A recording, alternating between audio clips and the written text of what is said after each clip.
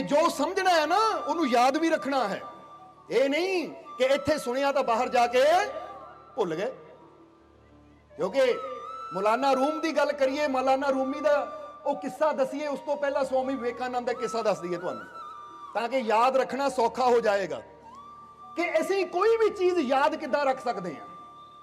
कोई भी चीज नूं अगर याद रखना होवे तो किद्दां रख सकते हैं, जरा समझना। पहला तो एक चीज का सानू जवाब दिओ कि तुसीं जिन्ने जीव इत्थे बैठे हो, अज की दिन है? अज की दिन है? संडे, एतवार, रविवार। और जो पिछला रविवार सी, पिछला एतवार सी, उस दिन तुसीं किहड़े रंग के कपड़े पाए हुए सी? याद है किसी नूं? जवाब दिओ सानू, किहड़े कपड़े पाए हुए सी? याद है किसी नूं? आ वर्दी की गल नहीं करनी, क्योंकि वर्दी तो तुसीं रोज ही पाते हो सत्संग ते। कई सेवादार कहते सानू पता चिट्टी वर्दी पाई सी, वो तो रोज ही पहनती है। उस तो इलावा किहड़े पाए सी? याद है किसी नूं? जिन्होंने याद है हथ खड़ा करके दसो। देखिया नहीं याद। हुण ये दसो पिछले ऐतवार तुसीं भोजन की कीता सी? रोटी किहड़ी खाधी सी? खाना की खाधा सी? याद है किसी नूं? नहीं याद। हुण कमाल की गल है, कपड़े भी तुसीं पाए सी पिछले ऐतवार, पाए सी या नहीं? ये तो है नहीं कि बिना कपड़ियां तो तुसीं घूमे, पाए सी। भोजन भी तुसीं कीता सी, ये भी है नहीं कि तुसीं भोजन नहीं कीता, भुखे ही रहे सारा दिन। नहीं, खाना भी खाधा सी, पर ना सानू पाया होया कपड़ा याद है, तो ना सानू कीता होया भोजन याद है। पर हुण एक गल दा जवाब दिओ कि किसी ने तुहानू गाल कड्ढी होवे, कोई तुहाडे नाल झगड़ा कीता होवे 5 साल पहला, 10 साल पहला, वो याद है कि नहीं? सच दस्सिओ, हुण झूठ ना बोलिओ। किहनू किहनू याद है? हथ खड़ा करो, देखो किन्नियां याद है। हफ्ते पहला दी गल याद नहीं, मैं की खाधा की पाया सी। हफ्ते पहला दी गल, मैं केड़ा भोजन कीता, केड़ा कपड़ा पाया सी, ओहदे बारे मैनू याद नहीं। पर कोई किसी ने मेरे नाल झगड़ा किया, किसी ने मैनू बुरा बोलिया, किसी ने कोई इदां दी गल कीती, यानी मैनू गाली दित्ती, कोई इदां दी गल कीती जिहदे नाल मैनू दुख लगा, वो हाले तक मैनू याद है। चाहे वो 10 साल पहला हुई होवे, 5 साल पहला हुई होवे, 6 महीने पहला हुई होवे, महीना पहला हुई होवे। बोलो गल सही है कि नहीं? हुण इहदा कारण की है? जिहड़ी गल जरूरी है वो सानू याद नहीं रहिंदी, तो जिहड़ी गल सानू तकलीफ देण वाली है, दुख देण वाली है, वो गल सानू की हुंदा है? याद रहिंदी है। हुण गाली नू याद रखना कोई चंगी गल है? क्योंकि जदों याद करांगे उदों मन दुखी हो जाएगा। हुण जरा समझना, जिद्दां सानू कीता होया भोजन याद नहीं, पाया कपड़ा याद नहीं, इसी तरह की हुंदा है जदों सत्संग सुन के बाहर जांदे आ, तो फिर कोई पूछे भाई सत्संग याद है, कहंदा मैनू सत्संग भी याद नहीं। हुंदा कि नहीं इदां? हुण असीं बुरी चीज नू याद क्यों रखदे आ और चंगी चीज नू क्यों भुल जांदे आ? इहदे पिछे एक कारण है जो असीं तुहानू दसना चाहते हैं, ताकि इस नू समझ लो तुसीं कि एक बार एक प्रेमी स्वामी विवेकानंद दे कोल गया, और विवेकानंद जी की बड़ी खासियत सी, क्योंकि वैसे तो उन्होंने नाम नरेंद्र सी, पर गुरु ने उन्होंने ज्ञान देख के, उन्होंने बुद्धि देख के, उन्होंने विवेक देख के उन्होंने नाम विवेक रखिया, विवेकानंद, कि तू बड़ा ज्ञानवान है। और विवेकानंद की आदत सी कि विवेकानंद हर किताब नू बड़ी जल्दी पढ़ लेंदे सी और उन्होंने याद भी रखते सी।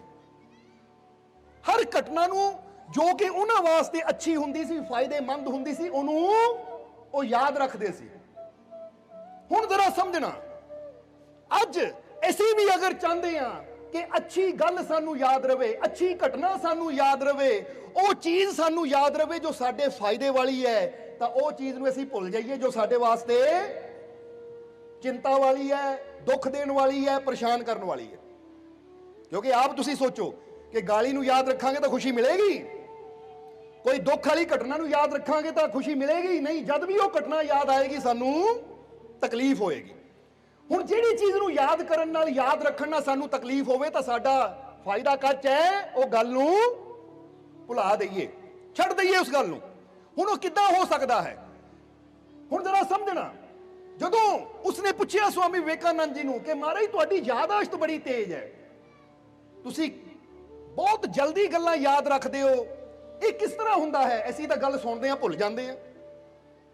तां हुण स्वामी विवेकानंद जी ने कहा कि जद भी मैं, हुण तुसीं भी समझ लो, जद भी मैं कोई अच्छी गल सुनदा हां, जद भी मैं कोई अच्छी गल सुनदा है जो मेरे फायदे वाली हुंदी है, ਜੋ ਮੈਨੂੰ ਸ਼ਾਂਤੀ ਦੇਣ ਵਾਲੀ ਹੁੰਦੀ ਹੈ, ਮੈਨੂੰ ਸਿੱਖਿਆ ਦੇਣ ਵਾਲੀ ਹੁੰਦੀ ਹੈ, ਮੈਨੂੰ ਆਨੰਦ ਦੇਣ ਵਾਲੀ ਹੁੰਦੀ ਹੈ, ਜਦ ਵੀ ਮੈਂ ਉਸ ਗੱਲ ਨੂੰ ਸੁਣਦਾ ਹਾਂ ਜਾਂ ਪੜ੍ਹਦਾ ਹਾਂ ਤਾਂ ਮੈਂ ਆਪਣੇ ਮਨ 'ਚ 3 ਵਾਰ ਦੁਹਰਾਉਂਦਾ ਹਾਂ ਕਿ ਮੈਂ ਇਹਨੂੰ ਯਾਦ ਰੱਖਣਾ ਹੈ, ਮੈਂ ਇਹਨੂੰ ਯਾਦ ਰੱਖਣਾ ਹੈ, ਮੈਂ ਇਹਨੂੰ ਯਾਦ ਰੱਖਣਾ ਹੈ। ਔਰ ਦੂਸਰੀ ਗੱਲ ਜਿਹੜੀ ਮੈਂ 3 ਵਾਰ ਕਹਿੰਦਾ ਹਾਂ ਕਿ ਮੈਂ ਇਹਨੂੰ ਭੁੱਲਣਾ ਨਹੀਂ ਹੈ, ਮੈਂ ਇਹਨੂੰ ਭੁੱਲਣਾ ਨਹੀਂ ਹੈ, ਮੈਂ ਇਹਨੂੰ ਭੁੱਲਣਾ ਨਹੀਂ ਹੈ। ਜਦੋਂ ਮੈਂ 6 ਵਾਰ ਇਹ ਗੱਲ ਆਪਣੇ ਮਨ ਨੂੰ ਸਮਝਾ ਦਿੰਦਾ ਹਾਂ ਤਾਂ ਜਦੋਂ ਮੈਂ ਬਾਅਦ ਵਿੱਚ ਉਹ ਗੱਲ ਨੂੰ ਯਾਦ ਕਰਨਾ ਹੋਵੇ ਤਾਂ ਬੜੀ ਆਸਾਨੀ ਹੁੰਦੀ ਹੈ ਮੈਨੂੰ ਉਹ ਗੱਲ ਯਾਦ ਕਰਨ 'ਚ। ਤੁਸੀਂ ਕਹਿੰਦੇ ਇਹ ਕਹਿਣ ਨਾਲ ਕੀ ਹੁੰਦਾ ਹੈ, ਇਹਦਾ ਵੀ ਤੁਹਾਨੂੰ ਦੱਸ ਦਿੰਦੇ ਪ੍ਰੈਕਟੀਕਲੀ ਕਹਿਣ ਨਾਲ ਕੀ ਹੁੰਦਾ ਹੈ। ਹੁਣ ਤੁਸੀਂ ਖਾਧਾ ਭੁੱਲ ਗਏ, ਕੱਪੜਾ ਪਾਇਆ ਭੁੱਲ ਗਏ ਕਿ ਪਿਛਲੇ ਐਤਵਾਰ ਮੈਂ ਕੀ ਖਾਧਾ ਸੀ, ਕੀ ਕੱਪੜਾ ਪਾਇਆ ਸੀ। ਪਰ ਜਿੱਦਾਂ ਦੱਸਿਆ ਕਿ ਜੇ ਕਿਸੇ ਨੇ ਤੁਹਾਨੂੰ ਬੁਰਾ ਬੋਲਿਆ, ਗਾਲੀ ਦਿੱਤੀ ਹੈ, ਕੋਈ ਝਗੜਾ ਕੀਤਾ, ਉਹ ਤੁਸੀਂ ਹਾਲੇ ਤੱਕ ਨਹੀਂ ਭੁੱਲੇ, ਬੇਸ਼ੱਕ ਉਹਨੂੰ 10 ਸਾਲ ਹੋ ਗਏ, 15 ਸਾਲ ਹੋ ਗਏ, 5 ਸਾਲ ਹੋ ਗਏ। ਬੋਲੋ ਗੱਲ ਸਹੀ ਹੈ ਕਿ ਨਹੀਂ? ਉਹ ਕਿਉਂ ਨਹੀਂ ਭੁੱਲੇ? ਕਿਉਂਕਿ ਜਦੋਂ ਵੀ ਸਾਡੇ ਨਾਲ ਉਹ ਘਟਨਾ ਹੁੰਦੀ ਹੈ, ਕੋਈ ਸਾਨੂੰ ਗਾਲੀ ਦਿੰਦਾ ਹੈ ਜਾਂ ਕੋਈ ਸਾਡਾ ਦਿਲ ਦੁਖਾਉਂਦਾ ਹੈ ਜਾਂ ਕੋਈ ਸਾਡੇ ਨਾਲ ਬੁਰਾ ਕਹਿੰਦਾ ਹੈ ਤਾਂ ਅਸੀਂ ਪਤਾ ਕੀ ਕਹਿੰਦੇ ਆ, ਇਹ ਗੱਲ ਨਹੀਂ ਮੈਂ ਭੁੱਲ ਸਕਦਾ। ਤੂੰ ਮੈਨੂੰ ਗਾਲ ਦਿੱਤੀ ਨਾ, ਮੈਂ ਯਾਦ ਰੱਖਣੀ ਹੈ ਸਦਾ। ਤੂੰ ਮੈਨੂੰ ਗਾਲ ਦਿੱਤੀ, ਮੈਂ ਭੁੱਲ ਨਹੀਂ ਸਕਦਾ। ਜਾਂ ਕਈ ਵਾਰ ਬੰਦਾ ਕਹਿੰਦਾ ਮਾਫ ਤਾਂ ਮੈਂ ਤੈਨੂੰ ਕਰ ਦਊਂ ਪਰ ਜੋ ਤੂੰ ਕੀਤਾ ਉਹ ਮੈਂ ਭੁਲਾ ਨਹੀਂ ਸਕਦਾ। ਬੋਲੋ ਕਹਿੰਦੇ ਆ ਕਿ ਨਹੀਂ? ਇਦਾਂ ਸੱਚ ਦੱਸਿਓ, ਕਹਿੰਦੇ ਆ ਕਿ ਨਹੀਂ? ਕਿ ਤੂੰ ਮੈਨੂੰ ਨਾ ਕੀਤੀ, ਤੂੰ ਮੇਰਾ ਦਿਲ ਦੁਖਾਇਆ, ਤੂੰ ਮੇਰੇ ਨਾਲ ਬੁਰਾ ਕੀਤਾ, ਯਾਦ ਰੱਖ ਮੈਂ ਗੱਲ ਕਦੀ ਭੁੱਲ ਨਹੀਂ ਸਕਦਾ। ਹੁਣ ਜਦੋਂ ਤੁਸੀਂ ਇੰਨੀ ਗੱਲ ਆਪਣੇ ਮਨ ਨੂੰ ਕਹਿ ਦਿੰਦੇ ਮੈਂ ਭੁੱਲ ਨਹੀਂ ਸਕਦਾ ਤਾਂ ਉਹੀ ਗੱਲ ਦਾ ਰਿਕਾਰਡ ਮਨ ਰੱਖ ਲੈਂਦਾ ਕਿ ਗੱਲ ਕੋਈ ਜ਼ਰੂਰੀ ਹੋਣੀ ਹੈ ਜਿਹੜੀ ਇਹ ਕਹਿੰਦਾ ਮੈਂ ਭੁੱਲਣਾ ਨਹੀਂ ਹੈ। ਹੁਣ ਜਦੋਂ ਇਹਨੂੰ ਟਾਈਮ ਆਏਗਾ ਮੈਂ ਯਾਦ ਦਿਲਾਣੀ ਹੈ। ਸੋਚ ਕੇ ਦੇਖੋ ਜ਼ਰਾ, ਚੰਗੀ ਗੱਲ ਨੂੰ ਕਦੀ ਨਹੀਂ ਅਸੀਂ ਕਹਿੰਦੇ ਆ ਕਿ ਮੈਂ ਇਹਨੂੰ ਭੁੱਲ ਨਹੀਂ ਸਕਦਾ, ਮੈਂ ਇਹਨੂੰ ਯਾਦ ਰੱਖਣਾ ਹੈ। ਪਰ ਮਾੜੀ ਗੱਲ ਨੂੰ ਬੰਦਾ ਕੀ ਕਹਿੰਦਾ ਹੈ, ਇਹ ਨਹੀਂ ਮੈਂ ਭੁਲਾ ਸਕਦਾ, ਯਾਦ ਰੱਖੀ ਤੂੰ ਜੋ ਕੀਤਾ ਹੈ ਨਾ, ਹੁਣ ਮੈਂ ਭੁੱਲਣਾ ਨਹੀਂ ਹੈ ਇਹਨੂੰ। ਤੁਸੀਂ ਇਹ ਗੱਲ ਬੋਲ ਕੇ ਵੀ ਕਹਿੰਦੇ ਹੋ ਤਾਂ ਮਨ 'ਚ ਸੋਚਦੇ ਵੀ ਜਾਂਦੇ ਹੋ ਕਿ ਇਹਨਾਂ ਕੁਝ ਮੇਰੇ ਨਾਲ ਬੁਰਾ ਕੀਤਾ ਹੈ, ਇਹ ਤਾਂ ਮੈਂ ਭੁਲਾ ਹੀ ਨਹੀਂ ਸਕਦਾ। ਕਿਉਂਕਿ ਮਨ ਇੱਕ, ਅੱਜ ਵਿਗਿਆਨ ਵੀ ਇਹ ਚੀਜ਼ ਨੂੰ ਸਾਬਿਤ ਕਰ ਚੁੱਕਾ ਹੈ ਕਿ ਮਨ ਇੱਕ ਕੰਪਿਊਟਰ ਦੀ ਤਰ੍ਹਾਂ ਆ ਕਿ ਜੋ ਅਸੀਂ ਇਹਦੇ ਅੰਦਰ ਫੀਡ ਕਰਨਾ ਆ, ਜੋ ਅਸੀਂ ਇਹਨੂੰ ਅਫਰਮੇਸ਼ਨ ਦੇਣੀ ਹੈ, ਜੋ ਅਸੀਂ ਬੋਲਣਾ ਹੈ, ਇਹਨਾਂ ਉਹ ਰਿਕਾਰਡ ਕਰਦਾ ਚਲਾ ਜਾਣਾ ਹੈ। ਜਿੱਦਾਂ ਮੋਬਾਈਲ 'ਚ ਤੁਸੀਂ ਜੋ ਰਿਕਾਰਡ ਕਰਨਾ ਨਾ ਉਹੀ ਵੱਜਣਾ ਹੈ। ਜੋ ਮੋਬਾਈਲ ਦੇ ਵਿੱਚ ਲੋਡ ਕਰ ਲਿਆ, ਤੁਸੀਂ ਡਾਊਨਲੋਡ ਕਰ ਲਿਆ, ਉਹੀ ਉਹਦੇ 'ਚ ਵੱਜਣਾ ਹੈ। ਚਾਹੇ ਗਾਣਾ ਕਰ ਲਓ, ਕਵਾਲੀ ਕਰ ਲਓ, ਸ਼ਬਦ ਕਰ ਲਓ, ਜੋ ਵੀ ਤੁਸੀਂ ਉਹ 'ਚ ਲੋਡ ਕਰ ਲਿਆ, ਜਦੋਂ ਬਟਨ ਦਬਾਉਣਾ ਹੈ ਤਾਂ ਉਹੀ ਚੀਜ਼ ਚੱਲਣੀ ਹੈ ਜੋ ਉਹਦੇ 'ਚ ਲੋਡ ਕੀਤਾ ਹੋਇਆ ਹੈ। ਇਸ ਲਈ ਅੱਜ ਸਤਸੰਗ 'ਚ ਬਹਿ ਕੇ ਤੁਸੀਂ ਕੀ ਸੋਚਣਾ ਹੈ? ਇਹੀ ਗੱਲ ਸਵਾਮੀ ਵਿਵੇਕਾਨੰਦ ਜੀ ਕਹਿ ਰਹੇ ਹੈ ਕਿ ਜੋ ਗੱਲ ਤੈਨੂੰ ਅੱਛੀ ਲੱਗੇ ਉਹਨੂੰ ਪੜ੍ਹ, ਬਾਰ-ਬਾਰ ਪੜ੍ਹ, 1-2 ਵਾਰ ਰਿਪੀਟ ਕਰ ਤੇ ਨਾਲ ਆਪਣੇ ਮਨ ਨੂੰ ਕਹੇ ਇਹਨੂੰ ਮੈਂ ਸਦਾ ਯਾਦ ਰੱਖਣਾ ਹੈ, ਇਹਨੂੰ ਮੈਂ ਭੁੱਲਣਾ ਨਹੀਂ ਹੈ, ਇਹਨੂੰ ਮੈਂ ਯਾਦ ਰੱਖਣਾ ਹੈ। ਜਦੋਂ ਅੱਛੀ ਗੱਲ ਦੇ ਨਾਲ ਤੁਸੀਂ ਇਹ ਚੀਜ਼ ਜੋੜ ਦਿੰਦੇ ਹੋ ਤਾਂ ਅੱਛੀ ਗੱਲ ਵੀ ਤੁਹਾਡਾ ਮਨ ਰਿਕਾਰਡ ਕਰ ਲੈਂਦਾ ਹੈ। ਨਹੀਂ ਤਾਂ ਮਨ ਉਦਾਂ ਨਹੀਂ ਚੀਜ਼ਾਂ ਰਿਕਾਰਡ ਕਰਦਾ, ਤਾਂ ਹੀ ਤਾਂ ਤੁਹਾਨੂੰ ਯਾਦ ਨਹੀਂ ਕਿ ਐਤਵਾਰ ਤੁਸੀਂ ਖਾਧਾ ਕੀ ਸੀ।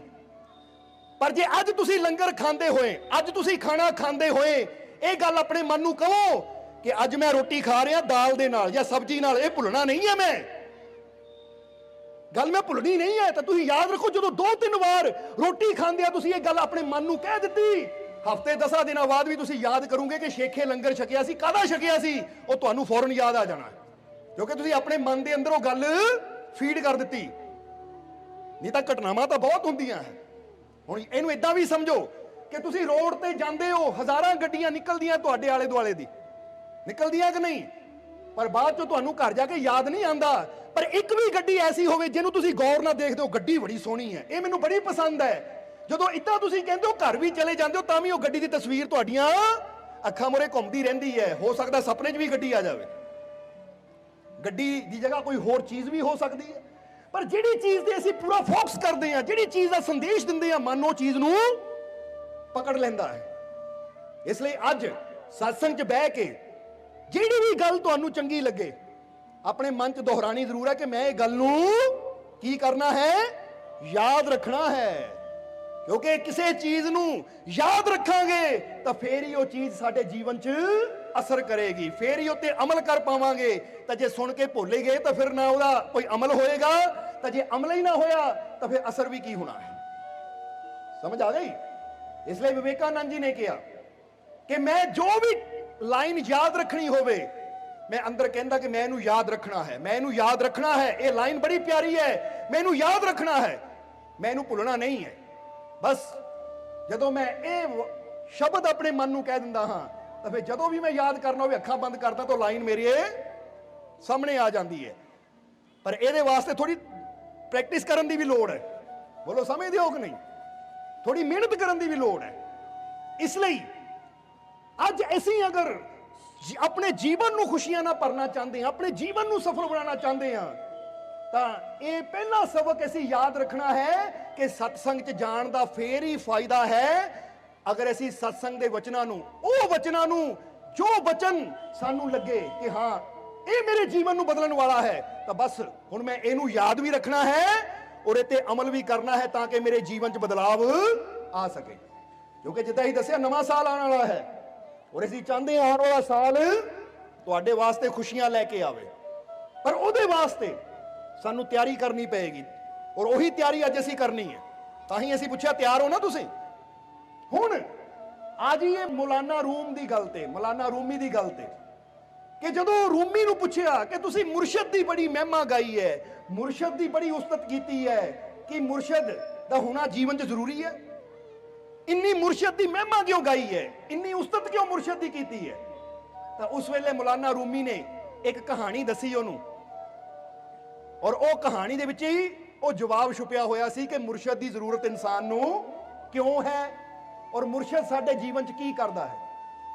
ਸੋ ਰੂਮੀ ਨੇ ਕਹਾਣੀ ਦੱਸੀ ਕਿ ਬੇਟਾ ਤੇਰਾ ਜਵਾਬ ਦੇਣ ਤੋਂ ਪਹਿਲਾਂ ਮੈਂ ਤੈਨੂੰ ਕਹਾਣੀ ਸੁਣਾਉਂਦਾ ਹਾਂ, ਸਮਝ ਲੈ। ਉਹ ਕਹਿੰਦਾ ਜੀ ਸੁਣਾਓ। ਹੁਣ ਤੁਸੀਂ ਵੀ ਕਹਾਣੀ ਸੁਣਨੀ ਵੀ ਹੈ ਤਾਂ ਸਮਝਣੀ ਵੀ ਹੈ। ਮੌਲਾਨਾ ਰੂਮੀ ਨੇ ਕਹਾਣੀ ਦੱਸੀ ਕਿ ਬੇਟਾ ਇੱਕ ਵਾਰ ਇੱਕ ਚਿਊਂਟੀ ਸੀ, ਚਿਊਂਟੀ ਯਾਨੀ ਇੱਕ ਕੀੜੀ, ਇੱਕ ਕੀੜੀ ਸੀ, ਇੱਕ ਚਿਊਂਟੀ ਸੀ। ਉਹ ਚਿਊਂਟੀ ਨੇ ਦੇਖਿਆ ਕਿ ਬੜੇ ਲੋਕ ਇੱਕ ਤਰਫ ਜਾ ਰਹੇ ਹੈ, ਯਾਨੀ ਕਈ 100 ਦੀ ਗਿਣਤੀ 'ਚ ਜੱਥੇ ਇੱਕ ਪਾਸੇ ਜਾ ਰਹੇ ਹੈ। ਤਾਂ ਚਿਊਂਟੀ ਦੇਖ ਰਹੀ ਹੈ ਇਹ ਲੋਕ ਜਾ ਕਿੱਧਰ ਰਹੇ ਹੈ, ਬੜੀ ਗਿਣਤੀ 'ਚ ਲੋਕ ਜਾ ਰਹੇ ਹੈ। ਆਖਿਰ ਇਹ ਚਿਊਂਟੀ ਨੇ ਕਿਹਾ ਜਾਂਦਾ ਹੈ ਕਿ ਕੋਲੀ ਡਾਲ ਦੇ ਉੱਪਰ ਇੱਕ ਕਬੂਤਰ ਬੈਠਾ ਸੀ। ਕਬੂਤਰ ਨੂੰ ਪੁੱਛਿਆ ਕਿ ਇਹ ਕਬੂਤਰ, ਮੈਂ ਤਾਂ ਨੰਨੀ ਚਿਊਂਟੀ ਆ, ਜ਼ਮੀਨ ਤੇ ਹੀ ਰੇਂਗਦੀ ਆ, ਪਰ ਤੂੰ ਤਾਂ ਉਹ ਪੰਛੀ ਹੈ ਜੋ ਹਵਾ 'ਚ ਉੜ ਸਕਦਾ ਆ, ਦੂਰ ਦੂਰ ਉਡਾਰੀਆਂ ਮਾਰ ਕੇ ਦੇਖ ਸਕਦਾ ਆ, ਤਾਂ ਮੈਨੂੰ ਇਹ ਦੱਸ ਕਿ ਆ ਇੰਨੇ ਲੋਕ ਜਾ ਕਿੱਥੇ ਰਹੇ ਆ, ਇਹ ਇੰਨੇ ਲੋਕ ਕਿੱਥੇ ਨੂੰ ਜਾ ਰਹੇ ਆ? ਤਾਂ ਉਸ ਵੇਲੇ ਕਬੂਤਰ ਨੇ ਕਿਹਾ ਐ ਚਿਊਂਟੀ, ਇਹ ਸਾਰੇ ਲੋਕ ਹਾਜੀ ਹੈ, ਇਹ ਮੱਕੇ ਹਜ ਕਰਨ ਜਾ ਰਹੇ ਆ। ਜਰਾ ਸਮਝਣਾ ਕਿ ਇਹ ਸਾਰੇ ਲੋਕ ਹਾਜੀ ਹੈ ਔਰ ਹਜ ਦਾ ਟਾਈਮ ਚੱਲ ਰਿਹਾ, ਸਮਾਂ ਚੱਲ ਰਿਹਾ, ਸਾਰੇ ਲੋਕ ਮੱਕੇ ਹਜ ਕਰਨ ਜਾ ਰਹੇ ਹੈ। ਤਾਂ ਉਸ ਵੇਲੇ ਚਿਊਂਟੀ ਨੇ ਕਿਹਾ ਐ ਕਬੂਤਰ ਭਾਈ, ਇਹ ਮੱਕਾ ਕੀ ਹੈ ਜਿੱਥੇ ਲੋਕ ਹਜ ਕਰਨ ਜਾਂਦੇ ਹੈ? ਤਾਂ ਕਬੂਤਰ ਨੇ ਕਿਹਾ ਇਹ ਰੱਬ ਦਾ ਘਰ ਹੈ, ਇਹ ਮੱਕੇ ਨੂੰ ਰੱਬ ਦਾ ਘਰ ਕਿਹਾ ਜਾਂਦਾ ਹੈ, ਖੁਦਾ ਦਾ ਘਰ ਕਿਹਾ ਜਾਂਦਾ ਹੈ ਔਰ ਸਾਰੇ ਉਹਦਾ ਦਰਸ਼ਨ ਕਰਨ ਜਾਂਦੇ ਹੈ। ਤਾਂ ਉਸ ਵੇਲੇ ਚਿਊਂਟੀ ਨੇ ਫਿਰ ਕਬੂਤਰ ਨੂੰ ਪੁੱਛਿਆ ਇਹ ਮੱਕਾ ਕਿੰਨੀ ਕੁ ਦੂਰ ਹੈ, ਇਹ ਜਿਹੜਾ ਰੱਬ ਦਾ ਘਰ ਕਹਿੰਦੇ ਕਿੰਨੀ ਕੁ ਦੂਰ ਹੈ? ਤਾਂ ਕਬੂਤਰ ਨੇ ਕਿਹਾ ਕਾਫੀ ਦੂਰ ਹੈ, ਬਹੁਤ ਦੂਰ ਹੈ। ਤਾਂ ਨੰਨੀ ਚਿਊਂਟੀ ਨੇ ਕਿਹਾ ਐ ਕਬੂਤਰ, ਮੇਰਾ ਦਿਲ ਕਰਦਾ ਹੈ ਕਿ ਮੈਂ ਵੀ ਮਰਨ ਤੋਂ ਪਹਿਲਾਂ ਪਹਿਲਾਂ ਇੱਕ ਵਾਰ ਰੱਬ ਦਾ ਘਰ ਦੇਖ ਲਵਾਂ, ਯਾਨੀ ਮੱਕਾ ਦੇਖ ਲਵਾਂ। ਬੋਲੋ ਸਮਝਦੇ ਹੋ ਕਿ ਨਹੀਂ? ਕਿ ਮੈਂ ਵੀ ਮਰਨ ਤੋਂ ਪਹਿਲਾਂ ਇੱਕ ਵਾਰ ਮੱਕਾ ਦੇਖ ਲਵਾਂ। ਤਾਂ ਕਬੂਤਰ ਨੇ ਕਿਹਾ ਤੇਰੇ ਪੈਰ ਬੜੇ ਛੋਟੇ ਛੋਟੇ ਐ, ਤੂੰ ਤਾਂ ਬੜੀ ਛੋਟੀ ਜਿਹੀ ਐ, ਜੇ ਤੂੰ ਚੱਲ ਕੇ ਉੱਥੇ ਜਾਣ ਦੀ ਕੋਸ਼ਿਸ਼ ਕਰੂੰਗੀ ਤਾਂ ਮੈਨੂੰ ਨਹੀਂ ਲੱਗਦਾ ਤੂੰ ਜੀਂਦੇ ਜੀ ਉੱਥੇ ਪਹੁੰਚੂਗੀ, ਕਿਉਂਕਿ ਨਿੱਕੀ ਜਿਹੀ ਹੋਣ ਕਰਕੇ ਇੱਕ ਤਾਂ ਰਸਤਾ ਬੜਾ ਲੰਬਾ ਹੈ ਔਰ ਦੂਸਰੀ ਗੱਲ ਤੂੰ ਛੋਟੀ ਜਿਹੀ ਆ। ਕਈ ਜਾਨਵਰ, ਕਈ ਇਨਸਾਨ ਉੱਥੇ ਚੱਲਦੇ ਆ, ਹੋ ਸਕਦਾ ਕਿਸੇ ਦੇ ਪੈਰ ਥੱਲੇ ਆ ਕੇ ਤੂੰ ਮਰ ਜਾਵੇਂ। ਇਸ ਲਈ ਏਡੀ ਦੂਰ ਦਾ ਸਫ਼ਰ ਮੈਨੂੰ ਲੱਗਦਾ ਤੇਰੇ ਵਾਸਤੇ ਤੈਅ ਕਰਨਾ ਬੜਾ ਔਖਾ ਹੈ। ਤਾਂ ਚਿਊਂਟੀ ਕਹਿਣ ਲੱਗੀ ਐ ਕਬੂਤਰ ਭਾਈ, ਕਦੀ ਤੂੰ ਗਿਆ ਹੈ ਮੱਕਾ, ਦੇਖਿਆ ਤੂੰ? ਕਬੂਤਰ ਨੇ ਕਿਹਾ ਲੈ ਮੈਂ ਤਾਂ ਕਈ ਵਾਰ ਦੇਖਿਆ, ਕਿਉਂਕਿ ਜਦੋਂ ਦਿਲ ਕਰਦਾ ਮੈਂ ਉਡਾਰੀ ਮਾਰਦਾ ਆ ਔਰ ਮੱਕੇ ਜਾ ਆਉਂਦਾ ਆ, ਮੈਂ ਤਾਂ ਕਈ ਵਾਰ ਦੇਖਿਆ ਔਰ ਹੁਣੇ 2 ਦਿਨ ਪਹਿਲਾਂ ਵੀ ਮੈਂ ਜਾ ਕੇ ਆਇਆ ਹਾਂ। ਤਾਂ ਉਸ ਵੇਲੇ ਚਿਊਂਟੀ ਨੇ ਕਿਹਾ ਐ ਕਬੂਤਰ ਭਾਈ, ਜੇ ਤੂੰ ਕਈ ਵਾਰ ਮੱਕਾ ਦੇਖਿਆ ਹੈ ਤਾਂ ਮੇਰੀ ਵੀ ਬੜੀ ਇੱਛਾ ਹੈ ਰੱਬ ਦਾ ਘਰ ਦੇਖਾਂ। ठीक है मेरी पहुंच नहीं है, मेरे पैर छोटे है, मेरा शरीर छोटा है, मैं आप चल के उत्थे नहीं जा सकती, पर ऐ कबूतर तू तो रोज जांदा है, ਜੇ ਮੈਂ ਤੇਰੇ ਪੈਰਾਂ ਨਾਲ ਲੱਗ ਜਾਵਾਂ ਤਾਂ ਕੀ ਤੂੰ ਮੈਨੂੰ ਉੱਥੇ ਲਿਜਾ ਸਕਦਾ ਹੈ? ਕਬੂਤਰ ਨੇ ਕਿਹਾ ਹਾਂ ਇਹ ਤਾਂ ਹੋ ਸਕਦਾ ਹੈ, ਇਹ ਤਾਂ ਹੋ ਸਕਦਾ ਹੈ। ਤਾਂ ਫਿਰ ਚੀਟੀ ਕਹਿੰਦੀ ਫਿਰ ਦੇਖਦਾ ਕੀ ਹੈ, ਇਸ ਤੋਂ ਪਹਿਲਾਂ ਮੇਰੀ ਜਾਨ ਨਿਕਲ ਜਾਵੇ, ਮੈਨੂੰ ਲੈ ਜਾ ਇੱਕ ਵਾਰ ਮੱਕਾ ਦਿਖਾ ਦੇ।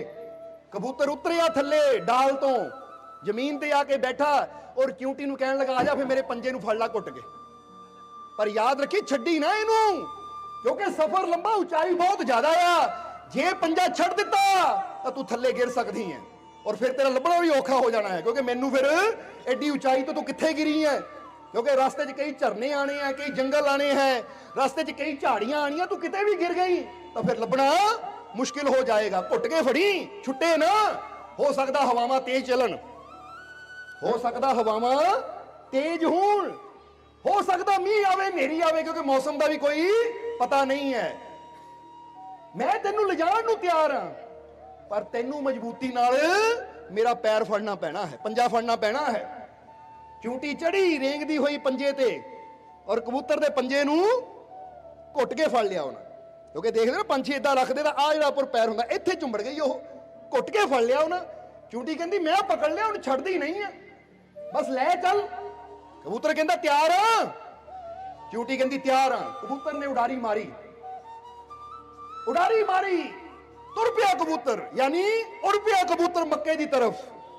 ਰਸਤੇ 'ਚ ਹਵਾਵਾਂ ਵੀ ਆਈਆਂ, ਪਰ ਉਹਨਾਂ ਚੀਂਟੀ ਨੂੰ ਕਿਹਾ ਪਕੜ ਕੇ ਰੱਖੀ, ਬੋਲੀ ਨਾ, ਕਿਉਂਕਿ ਹੋਰ ਨਾ ਹੋਵੇ ਬੋਲਣ ਵਿੱਚ ਤੇਰਾ ਹੱਥ ਹੀ ਪਕੜੇ ਢਿੱਲੀ ਹੋ ਜਾਵੇ। ਨਾਲ ਨਾਲ ਕਹਿੰਦਾ ਗਿਆ ਕਬੂਤਰ ਪਕੜ ਰੱਖੀ, ਬਸ ਮੰਜ਼ਿਲ ਆਉਣ ਵਾਲੀ ਹੈ। ਕੁੱਟ ਕੇ ਉਸਨੇ ਕਬੂਤਰ ਦੇ ਪੰਜੇ ਨੂੰ ਪਕੜਿਆ ਹੈ ਔਰ ਹਵਾਵਾਂ 'ਚ ਹੀ ਗੁਜ਼ਰਦਿਆਂ, ਜੰਗਲਾਂ ਦੇ ਉੱਪਰ ਦੀ ਉਡਾਰੀਆਂ ਮਾਰਦਿਆਂ, ਪਹਾੜਾਂ ਦੇ ਉੱਪਰ ਦੀ ਉਡਾਰੀਆਂ ਮਾਰਦਿਆਂ ਮਾਰਦਿਆਂ ਕਬੂਤਰ ਪਹੁੰਚ ਗਿਆ ਮੱਕੇ। ਔਰ ਕਹਿੰਦੇ ਲੈ ਇਹ ਚੂੰਟੀ ਆ ਲੈ, ਮੱਕੇ ਪਹੁੰਚ ਗਏ, ਕਬੂਤਰ ਉਤਰਿਆ, ਕਹਿੰਦਾ ਉਹ ਹੈ ਸਾਹਮਣੇ ਰੱਬ ਦਾ ਘਰ, ਦੇਖ ਲੈ। ਜਦੋਂ ਚੀਂਟੀ ਨੇ ਦੇਖਿਆ, ਚੂੰਟੀ ਖੁਸ਼ ਹੋਈ, ਕਹਿੰਦੀ ਮੇਰਾ ਜੀਵਨ, ਮੇਰਾ ਜਨਮ ਸਫਲ ਹੋ ਗਿਆ ਅੱਜ। ਜੇ ਮੈਂ ਆਪਣੇ ਪੈਰਾਂ ਨਾਲ ਚੱਲਣ ਦੀ ਕੋਸ਼ਿਸ਼ ਕਰਦੀ ਤਾਂ ਸ਼ਾਇਦ ਇੱਥੇ ਤੱਕ ਨਾ ਪਹੁੰਚਦੀ, ਪਰ ਇਹ ਕਬੂਤਰ ਤੇਰੇ ਪੈਰਾਂ ਨੂੰ ਪਕੜ ਕੇ ਅੱਜ ਮੈਂ ਉਹ ਰੱਬ ਦਾ ਘਰ ਦੇਖ ਲਿਆ, ਤੇਰਾ ਧੰਨਵਾਦ। ਫਿਰ ਦੁਬਾਰਾ ਕਬੂਤਰ ਨੇ ਉਹਨੂੰ ਆਪਣੇ ਪੰਜੇ ਨਾਲ ਜੋੜਿਆ, ਯਾਨੀ ਪਕੜਿਆ ਉਹਨਾਂ, ਔਰ ਦੁਬਾਰਾ ਜਿੱਥੋਂ ਚਿਊਟੀ ਨੇ ਚੱਕਿਆ ਸੀ ਉਹਦੇ ਘਰ ਵਾਪਸ ਛੱਡ ਦਿੱਤਾ। ਚਿਊਟੀ ਨੇ ਧੰਨਵਾਦ ਕੀਤਾ ਕਬੂਤਰ ਦਾ। ਹੁਣ ਜਦੋਂ ਇਹ ਕਹਾਣੀ ਪੂਰੀ ਹੋਈ ਤਾਂ ਮੌਲਾਨਾ ਰੂਮੀ ਨੇ ਕਿਹਾ ਬੇਟਾ ਕੋਈ ਸਮਝਿਆ ਤੂੰ? ਹੁਣ ਤੁਸੀਂ ਕੋਈ ਸਮਝੇ ਕਿ ਨਹੀਂ? ਕਿਹੜਾ ਕਿਹੜਾ ਸਮਝਿਆ ਹੱਥ ਖੜਾ ਕਰਕੇ ਦੱਸੋ। ਸਮਝੇ ਨਹੀਂ ਸਾਰੇ? ਚਲੋ ਹੁਣ ਅੱਜ ਥੋੜਾ ਸਮਝਣਾ ਹੈ ਕਿ ਮੌਲਾਨਾ ਰੂਮੀ ਨੇ ਕਿਹਾ ਬੱਚੇ ਸਮਝਿਆ ਕਿ ਨਹੀਂ ਤੂੰ, ਕਿ ਤੂੰ ਕਹਿ ਰਿਹਾ ਮੁਰਸ਼ਦ ਦਾ ਜੀਵਨ ਚ ਹੋਣਾ ਕਿੰਨਾ ਕੁ ਜ਼ਰੂਰੀ ਹੈ, ਮੁਰਸ਼ਦ ਦੀ ਕੀ ਲੋੜ ਹੈ? ਉਹ ਕਹਿੰਦੇ ਬਸ ਬੇਟਾ ਹੁਣ ਸਮਝ ਲੈ, ਇੱਕ ਕਹਾਣੀ ਤੋਂ ਸਾਰਾ ਰਾਜ ਖੁੱਲ ਜਾਂਦਾ ਹੈ। ਕਿਉਂਕਿ ਹੁਣ ਜਰਾ ਇਹ ਰਾਜ ਨੂੰ ਸਮਝ ਲਈਏ। ਮੌਲਾਨਾ ਰੂਮੀ ਨੇ ਕਿਹਾ ਕਿਉਂਕਿ ਇਨਸਾਨ ਜੇ ਆਪਣੇ ਆਪ ਨੂੰ ਦੇਖੇ ਤਾਂ ਇਨਸਾਨ ਇੱਕ ਚੂੰਟੀ ਤਰ੍ਹਾਂ ਹੈ। ਜੇ ਬੰਦਾ ਕਹਿੰਦਾ ਮੇਰੀ ਪਹੁੰਚ ਰੱਬ ਤੱਕ ਹੈ ਨਹੀਂ, ਉਹ ਮੇਰੇ ਕਰਮ ਛੋਟੇ, ਮੇਰੀ ਕਰਨੀ ਮਾੜੀ। ਹੁਣ ਚਿਊਟੀ ਕਹਿੰਦੀ ਮੇਰਾ ਰੂਪ ਛੋਟਾ, ਮੇਰੀਆਂ ਲੱਤਾਂ ਛੋਟ ਛੋਟੀਆਂ, ਮੇਰਾ ਆਕਾਰ ਛੋਟਾ, ਤਾਂ ਬੰਦਾ ਕੀ ਕਹਿ ਦਿੰਦਾ ਹੈ? ਹਾਏ ਮੈਂ ਤਾਂ ਪਾਪੀ ਆ, ਮੈਂ ਤਾਂ ਗੁਨਾਹਗਾਰ ਹੈ, ਮੇਰੀ ਸੋਚ ਬੜੀ ਮਾੜੀ ਹੈ, ਮੇਰੇ ਅੰਦਰ ਇੰਨੀਆਂ ਕਮੀਆਂ ਹੈ, ਮੇਰੇ ਅੰਦਰ ਆਹ ਘਾਟਾਂ ਹੈ। ਹੁਣ ਜੇ ਬੰਦਾ ਸੋਚੇ ਕਿ ਮੈਂ ਪ੍ਰਮਾਤਮਾ ਨੂੰ ਦੇਖਣਾ ਹੈ, ਮੈਂ ਰੱਬ ਦਾ ਦਰਸ਼ਨ ਕਰਨਾ ਹੈ, ਤਾਂ ਫਿਰ ਬੰਦਾ ਕਹਿੰਦਾ ਹੈ ਸ਼ਾਇਦ ਮੇਰੀ ਜਿੰਨੀ ਹਿੰਮਤ ਨਹੀਂ ਹੈ, ਮੈਂ ਪੂਰੀ ਜ਼ਿੰਦਗੀ ਵੀ ਤੁਰਿਆ ਰਵਾਂ ਤਾਂ ਸ਼ਾਇਦ ਉੱਥੇ ਤੱਕ ਪਹੁੰਚ ਨਾ ਪਾਵਾਂ ਔਰ ਰਸਤੇ 'ਚ ਮੌਤ ਆ ਜਾਵੇ। ਪਰ ਗੁਰੂ ਹੈ, ਮੁਰਸ਼ਿਦ ਹੈ, ਕਿਹਦੀ ਤਰ੍ਹਾਂ? ਕਬੂਤਰ ਦੀ ਤਰ੍ਹਾਂ। ਮੌਲਾਨਾ ਰੂਮੀ ਕਹਿੰਦੇ ਜਿਸ ਤਰ੍ਹਾਂ ਉਹ ਚੂੰਟੀ ਕਬੂਤਰ ਦੇ ਪੰਜੇ ਨਾਲ ਜੁੜ ਕੇ, ਕਬੂਤਰ ਦੇ ਪੰਜੇ ਨੂੰ ਪਕੜ ਕੇ ਬੜੀ ਆਸਾਨੀ ਦੇ ਨਾਲ ਮੱਕੇ ਤੱਕ ਪਹੁੰਚ ਗਈ, ਇਸੇ ਤਰ੍ਹਾਂ ਜਦੋਂ ਇੱਕ ਇਨਸਾਨ ਪ੍ਰੇਮ ਦੇ ਨਾਲ, ਸ਼ਰਧਾ ਦੇ ਨਾਲ ਮੁਰਸ਼ਦ ਦੇ ਚਰਨਾਂ ਨੂੰ ਪਕੜ ਲੈਂਦਾ ਹੈ, ਮੁਰਸ਼ਦ ਦੇ ਕਦਮਾਂ ਨਾਲ ਜੁੜ ਜਾਂਦਾ ਹੈ, ਤਾਂ ਫਿਰ ਉਹ ਇਨਸਾਨ ਵੀ ਬੜੀ ਸਹਿਜਤਾ ਨਾਲ ਰੱਬ ਦੇ ਘਰ ਤੱਕ ਪਹੁੰਚ ਜਾਂਦਾ ਹੈ। ਇਹ ਸਮਝਣਾ ਜ਼ਰਾ, ਕਿਉਂਕਿ ਇੱਥੇ ਮੱਕੇ ਦਾ ਮਤਲਬ ਇਹ ਨਹੀਂ ਕਿ ਉਹ ਮੱਕਾ ਜੋ ਸਊਦੀ ਅਰਬ ਹੈ। ਅਸੀਂ ਤਾਂ ਹਮੇਸ਼ਾ ਦੱਸੀਦਾ ਹੈ ਕਿ ਮਨ ਮੱਕਾ, ਦਿਲ ਦੁਆਰਕਾ, ਕਾਇਆ ਕਾਸ਼ੀ ਜਾਨ, 10 ਦੁਆਰਕਾ ਦੇਹਰਾ ਤਾਵੇਂ ਜੋਤ ਪਛਾਨ, ਕਿ ਤੁਹਾਡੇ ਅੰਦਰ ਮੱਕਾ ਵੀ ਹੈ, ਤੁਹਾਡੇ ਅੰਦਰ ਕਾਸ਼ੀ ਵੀ ਹੈ, ਤੁਹਾਡੇ ਅੰਦਰ ਦੁਆਰਕਾ ਵੀ ਹੈ, ਤੁਹਾਡਾ ਪੂਰਾ ਜਿਸਮ ਹੀ ਇੱਕ ਤੀਰਥ ਹੈ। ਪਰ ਇਹ ਤੀਰਥ ਕਦੋਂ ਬਣੇਗਾ? ਜਦੋਂ ਅਸੀਂ ਉਹ ਯੁਕਤੀ ਸਮਝ ਲਵਾਂਗੇ ਕਿ ਅਸੀਂ ਆਪਣੇ ਮਨ ਨੂੰ ਮੱਕਾ ਕਿੱਦਾਂ ਬਣਾ ਸਕਦੇ ਹਾਂ, ਆਪਣੇ ਦਿਲ ਨੂੰ ਦੁਆਰਕਾ ਕਿੱਦਾਂ ਬਣਾ ਸਕਦੇ ਹਾਂ। ਅੱਜ ਉਹੀ ਥੋੜਾ ਸਮਝਣਾ ਹੈ ਅਸੀਂ ਕਿ ਅਸੀਂ ਕਿੱਦਾਂ ਆਪਣੇ ਮਨ ਨੂੰ ਮੱਕਾ, ਦਿਲ ਨੂੰ ਦੁਆਰਕਾ ਔਰ ਕਾਇਆ ਨੂੰ ਕਾਸ਼ੀ ਬਣਾ ਸਕਦੇ ਹਾਂ। ਪਰ ਇੱਥੇ ਪਹਿਲਾਂ ਰੂਮੀ ਦੀ ਕਹਾਣੀ ਨੂੰ ਪੂਰਾ ਕਰ ਲਈਏ ਕਿ ਰੂਮੀ ਨੇ ਕਿਹਾ ਕਿ ਜਿਸ ਤਰ੍ਹਾਂ ਚੂੰਟੀ ਨੇ ਜਦੋਂ ਕਬੂਤਰ ਦੇ ਪੈਰਾਂ ਨੂੰ ਪਕੜਿਆ ਤਾਂ ਕਬੂਤਰ ਦੇ ਪੈਰਾਂ ਨੂੰ ਪਕੜ ਕੇ ਬੜੀ ਆਸਾਨੀ ਨਾਲ ਪਹੁੰਚ ਗਈ, ਪਰ ਕਬੂਤਰ ਨੇ ਵੀ ਇੱਕ ਗੱਲ ਕਹੀ ਸੀ ਕਿ ਇਹ ਚੂੰਟੀ ਮਜ਼ਬੂਤੀ ਨਾਲ ਪਕੜ ਕੇ ਰੱਖੀ, ਕਿਤੇ ਛੱਡ ਨਾ ਦੇਈ। ਔਰ ਇੱਥੇ ਇਹੀ ਗੱਲ ਹੈ ਕਿ ਕਿਹੜਾ ਪਰਮਾਤਮਾ ਤੱਕ ਪਹੁੰਚਦਾ ਹੈ, ਕਿਹੜਾ ਆਪਣੇ ਅੰਦਰਲੇ ਆਨੰਦ ਤੱਕ ਪਹੁੰਚਦਾ ਹੈ, ਕਿਹੜਾ ਆਪਣੇ ਅੰਦਰਲੀ ਮੰਜ਼ਿਲ ਨੂੰ ਪਾਉਂਦਾ ਹੈ, ਕਿਹੜਾ ਇਨਸਾਨ ਕਾਮਯਾਬੀ ਨੂੰ ਪਾਉਂਦਾ ਹੈ, ਜੋ ਮਜ਼ਬੂਤ ਹੋ ਕੇ ਮੁਰਸ਼ਦ ਦੇ ਨਾਲ ਜੁੜਿਆ ਰਹਿੰਦਾ ਹੈ, ਜਿਹਦਾ ਈਮਾਨ, ਸਿਦਕ, ਵਿਸ਼ਵਾਸ, ਯਕੀਨ ਪੂਰਾ ਹੋਵੇ, ਜਿਹੜਾ ਮਾੜੀ ਮਾੜੀ ਗੱਲ ਤੇ ਕਮਜ਼ੋਰ ਪੈ ਜਾਵੇ, ਮਾੜੀ ਮਾੜੀ ਗੱਲ ਤੇ ਡੋਲ ਜਾਵੇ, ਮਾੜੀ ਮਾੜੀ ਗੱਲ ਤੇ ਜੋ ਬੇਵਿਸ਼ਵਾਸੀ ਨਾਲ ਭਰ ਜਾਵੇ, ਫਿਰ ਇਹਦਾ ਮਤਲਬ ਇਹਦੀ ਪਕੜ ਕਮਜ਼ੋਰ ਹੈ, ਕਦੀ ਵੀ ਉਸ ਮੰਜ਼ਿਲ ਤੱਕ ਪਹੁੰਚ ਨਹੀਂ ਸਕਦਾ। ਕਬੂਤਰ ਨੇ ਕਿਹਾ ਸੀ ਰਸਤੇ 'ਚ ਕਈ ਤੂਫਾਨ ਆਣਗੇ, ਰਸਤੇ 'ਚ ਕਈ ਹਨੇਰੀਆਂ ਆਣਗੀਆਂ, ਜੰਗਲ ਵੀ ਆਣਗੇ, ਤਲਾਬ ਵੀ ਆਣਗੇ, ਪਰ ਤੂੰ ਮਜ਼ਬੂਤੀ ਨਾਲ ਪਕੜੀ ਰੱਖੀ। ਜੇ ਮਜ਼ਬੂਤੀ ਨਾਲ ਪਕੜ ਰੱਖਿਆ ਤਾਂ ਤੈਨੂੰ ਗਿਰਨ ਨਹੀਂ ਦਿੰਦਾ, ਯਾਨੀ ਤੈਨੂੰ ਰਸਤੇ 'ਚ ਨਹੀਂ ਛੱਡਦਾ, ਲੈ ਕੇ ਜਾਊਂ, ਪਰ ਪਕੜ ਤੇਰੀ ਹੋਣੀ ਚਾਹੀਦੀ ਹੈ। ਇਹੀ ਚੀਜ਼ ਹੈ। ਜੇ ਤੁਸੀਂ ਵੀ ਆਪਣੀ ਮੰਜ਼ਿਲ ਪਰਮਾਨੰਦ ਨੂੰ ਪਾਣਾ ਚਾਹੁੰਦੇ ਹੋ, ਪਰਮ ਪਿਤਾ ਪਰਮਾਤਮਾ ਨੂੰ ਪਾਣਾ ਚਾਹੁੰਦੇ ਹੋ, ਤਾਂ ਫਿਰ ਕਹਿੰਦੇ ਮੁਰਸ਼ਦ ਦੇ ਨਾਲ, ਸਤਿਗੁਰ ਦੇ ਨਾਲ ਮਜ਼ਬੂਤੀ ਨਾਲ ਜੁੜ ਜਾਓ। ਜੇ ਰਸਤੇ 'ਚ ਦੁੱਖਾਂ, ਤਕਲੀਫਾਂ, ਪਰੇਸ਼ਾਨੀਆਂ ਦੀ ਹਨੇਰੀ ਮਾੜੀ ਮੋਟੀ ਆਵੇ ਵੀ ਤਾਂ ਕਮਜ਼ੋਰ ਨਾ ਪਾਓ, ਪਕੜ ਮਜ਼ਬੂਤ ਰੱਖੋ ਕਿ ਮੇਰਾ ਵਿਸ਼ਵਾਸ ਬਹੁਤ ਪੱਕਾ ਹੈ। ਵਿਸ਼ਵਾਸ ਪੱਕੇ ਦਾ ਮਤਲਬ ਮੇਰੀ ਪਕੜ ਪੱਕੀ ਹੈ, ਮੇਰੀ ਪਕੜ ਮਜ਼ਬੂਤ ਹੈ। ਜਦੋਂ ਪਕੜ ਮਜ਼ਬੂਤ ਹੁੰਦੀ ਹੈ ਤਾਂ ਫਿਰ ਜਿੱਦਾਂ ਦੀਆਂ ਮਰਜ਼ੀ ਤਕਲੀਫਾਂ, ਦੁੱਖਾਂ, ਪਰੇਸ਼ਾਨੀਆਂ ਦੇ ਹਨੇਰੀਆਂ ਆਣ, ਜਿੱਦਾਂ ਦੇ ਮਰਜ਼ੀ ਥੱਲੇ ਦੁੱਖਾਂ, ਤਕਲੀਫਾਂ ਦੇ ਜੰਗਲ ਆਣ, ਝਾੜੀਆਂ ਆਣ, ਬੰਦਾ ਫਿਰ ਉਹਨਾਂ ਸਾਰੀਆਂ ਚੋਂ ਦੀ ਗੁਜ਼ਰਦਾ ਗੁਜ਼ਰਦਾ ਆਖਰ ਆਪਣੀ ਮੰਜ਼ਿਲ ਤੱਕ ਪਹੁੰਚ ਜਾਂਦਾ ਹੈ। ਸੋ ਤੁਹਾਨੂੰ ਵੀ ਤੁਹਾਡੀ ਮੰਜ਼ਿਲ ਮਿਲ ਸਕਦੀ ਹੈ ਅਗਰ ਅੱਜ ਤੋਂ ਅਸੀਂ ਆਪਣੇ ਅੰਦਰ ਇਹ ਵਿਸ਼ਵਾਸ ਪੈਦਾ ਕਰ ਲਈਏ, ਆਪਣੇ ਅੰਦਰ ਯਕੀਨ ਪੈਦਾ ਕਰ ਲਈਏ, ਆਪਣੇ ਅੰਦਰ ਭਰੋਸਾ ਪੈਦਾ ਕਰ ਲਈਏ। ਭਰੋਸਾ, ਯਕੀਨ, ਵਿਸ਼ਵਾਸ ਕੀ ਪੈਦਾ ਕਰਨਾ ਹੈ ਕਿ ਮੇਰਾ ਮਾਲਿਕ ਮੇਰੇ ਨਾਲ ਹੈ। ਮੈਨੂੰ ਪੂਰਾ ਵਿਸ਼ਵਾਸ ਹੈ ਇਸ ਮਾਲਿਕ ਤੇ ਕਿ ਜੀਵਨ 'ਚ ਹਾਲਾਤ ਜੈਸੇ ਮਰਜ਼ੀ ਹੋਣ, ਮੈਂ ਕਦੀ ਇਕੱਲਾ ਨਹੀਂ ਹੈ, ਉਹ ਹਰ ਜਗ੍ਹਾ ਹਰ ਕਦਮ ਤੇ ਮੇਰੇ ਨਾਲ ਹੈ। ਕਿਉਂਕਿ ਜਦੋਂ ਉਸ ਤੇ ਵਿਸ਼ਵਾਸ ਰੱਖਦੇ ਆ ਤਾਂ ਫਿਰ ਮਤਲਬ ਸਾਡੀ ਪਕੜ, ਸਾਡੀ ਇਹ ਜਿਹੜੀ ਪਕੜ ਹੈ ਨਾ, ਇਹ ਆਪਣੇ ਮਾਲਿਕ ਦੇ ਪ੍ਰਤੀ, ਆਪਣੇ ਸਤਿਗੁਰ ਦੇ ਪ੍ਰਤੀ, ਆਪਣੇ ਮੁਰਸ਼ਦ ਦੇ ਪ੍ਰਤੀ ਬੜੀ ਮਜ਼ਬੂਤ ਹੈ। ਔਰ ਜਦੋਂ ਮਜ਼ਬੂਤ ਹੋ ਕੇ ਉਹਦੇ ਨਾਲ ਚੱਲਦੇ ਰਵਾਂਗੇ ਤਾਂ ਫਿਰ ਰਸਤੇ 'ਚ ਕਦੀ ਗਿਰਾਂਗੇ ਨਹੀਂ, ਬਲਕਿ ਸਾਨੂੰ ਕਾਮਯਾਬੀ ਔਰ ਸਫਲਤਾ ਦੀ ਮੰਜ਼ਿਲ ਵੀ ਜ਼ਰੂਰ ਮਿਲੇਗੀ।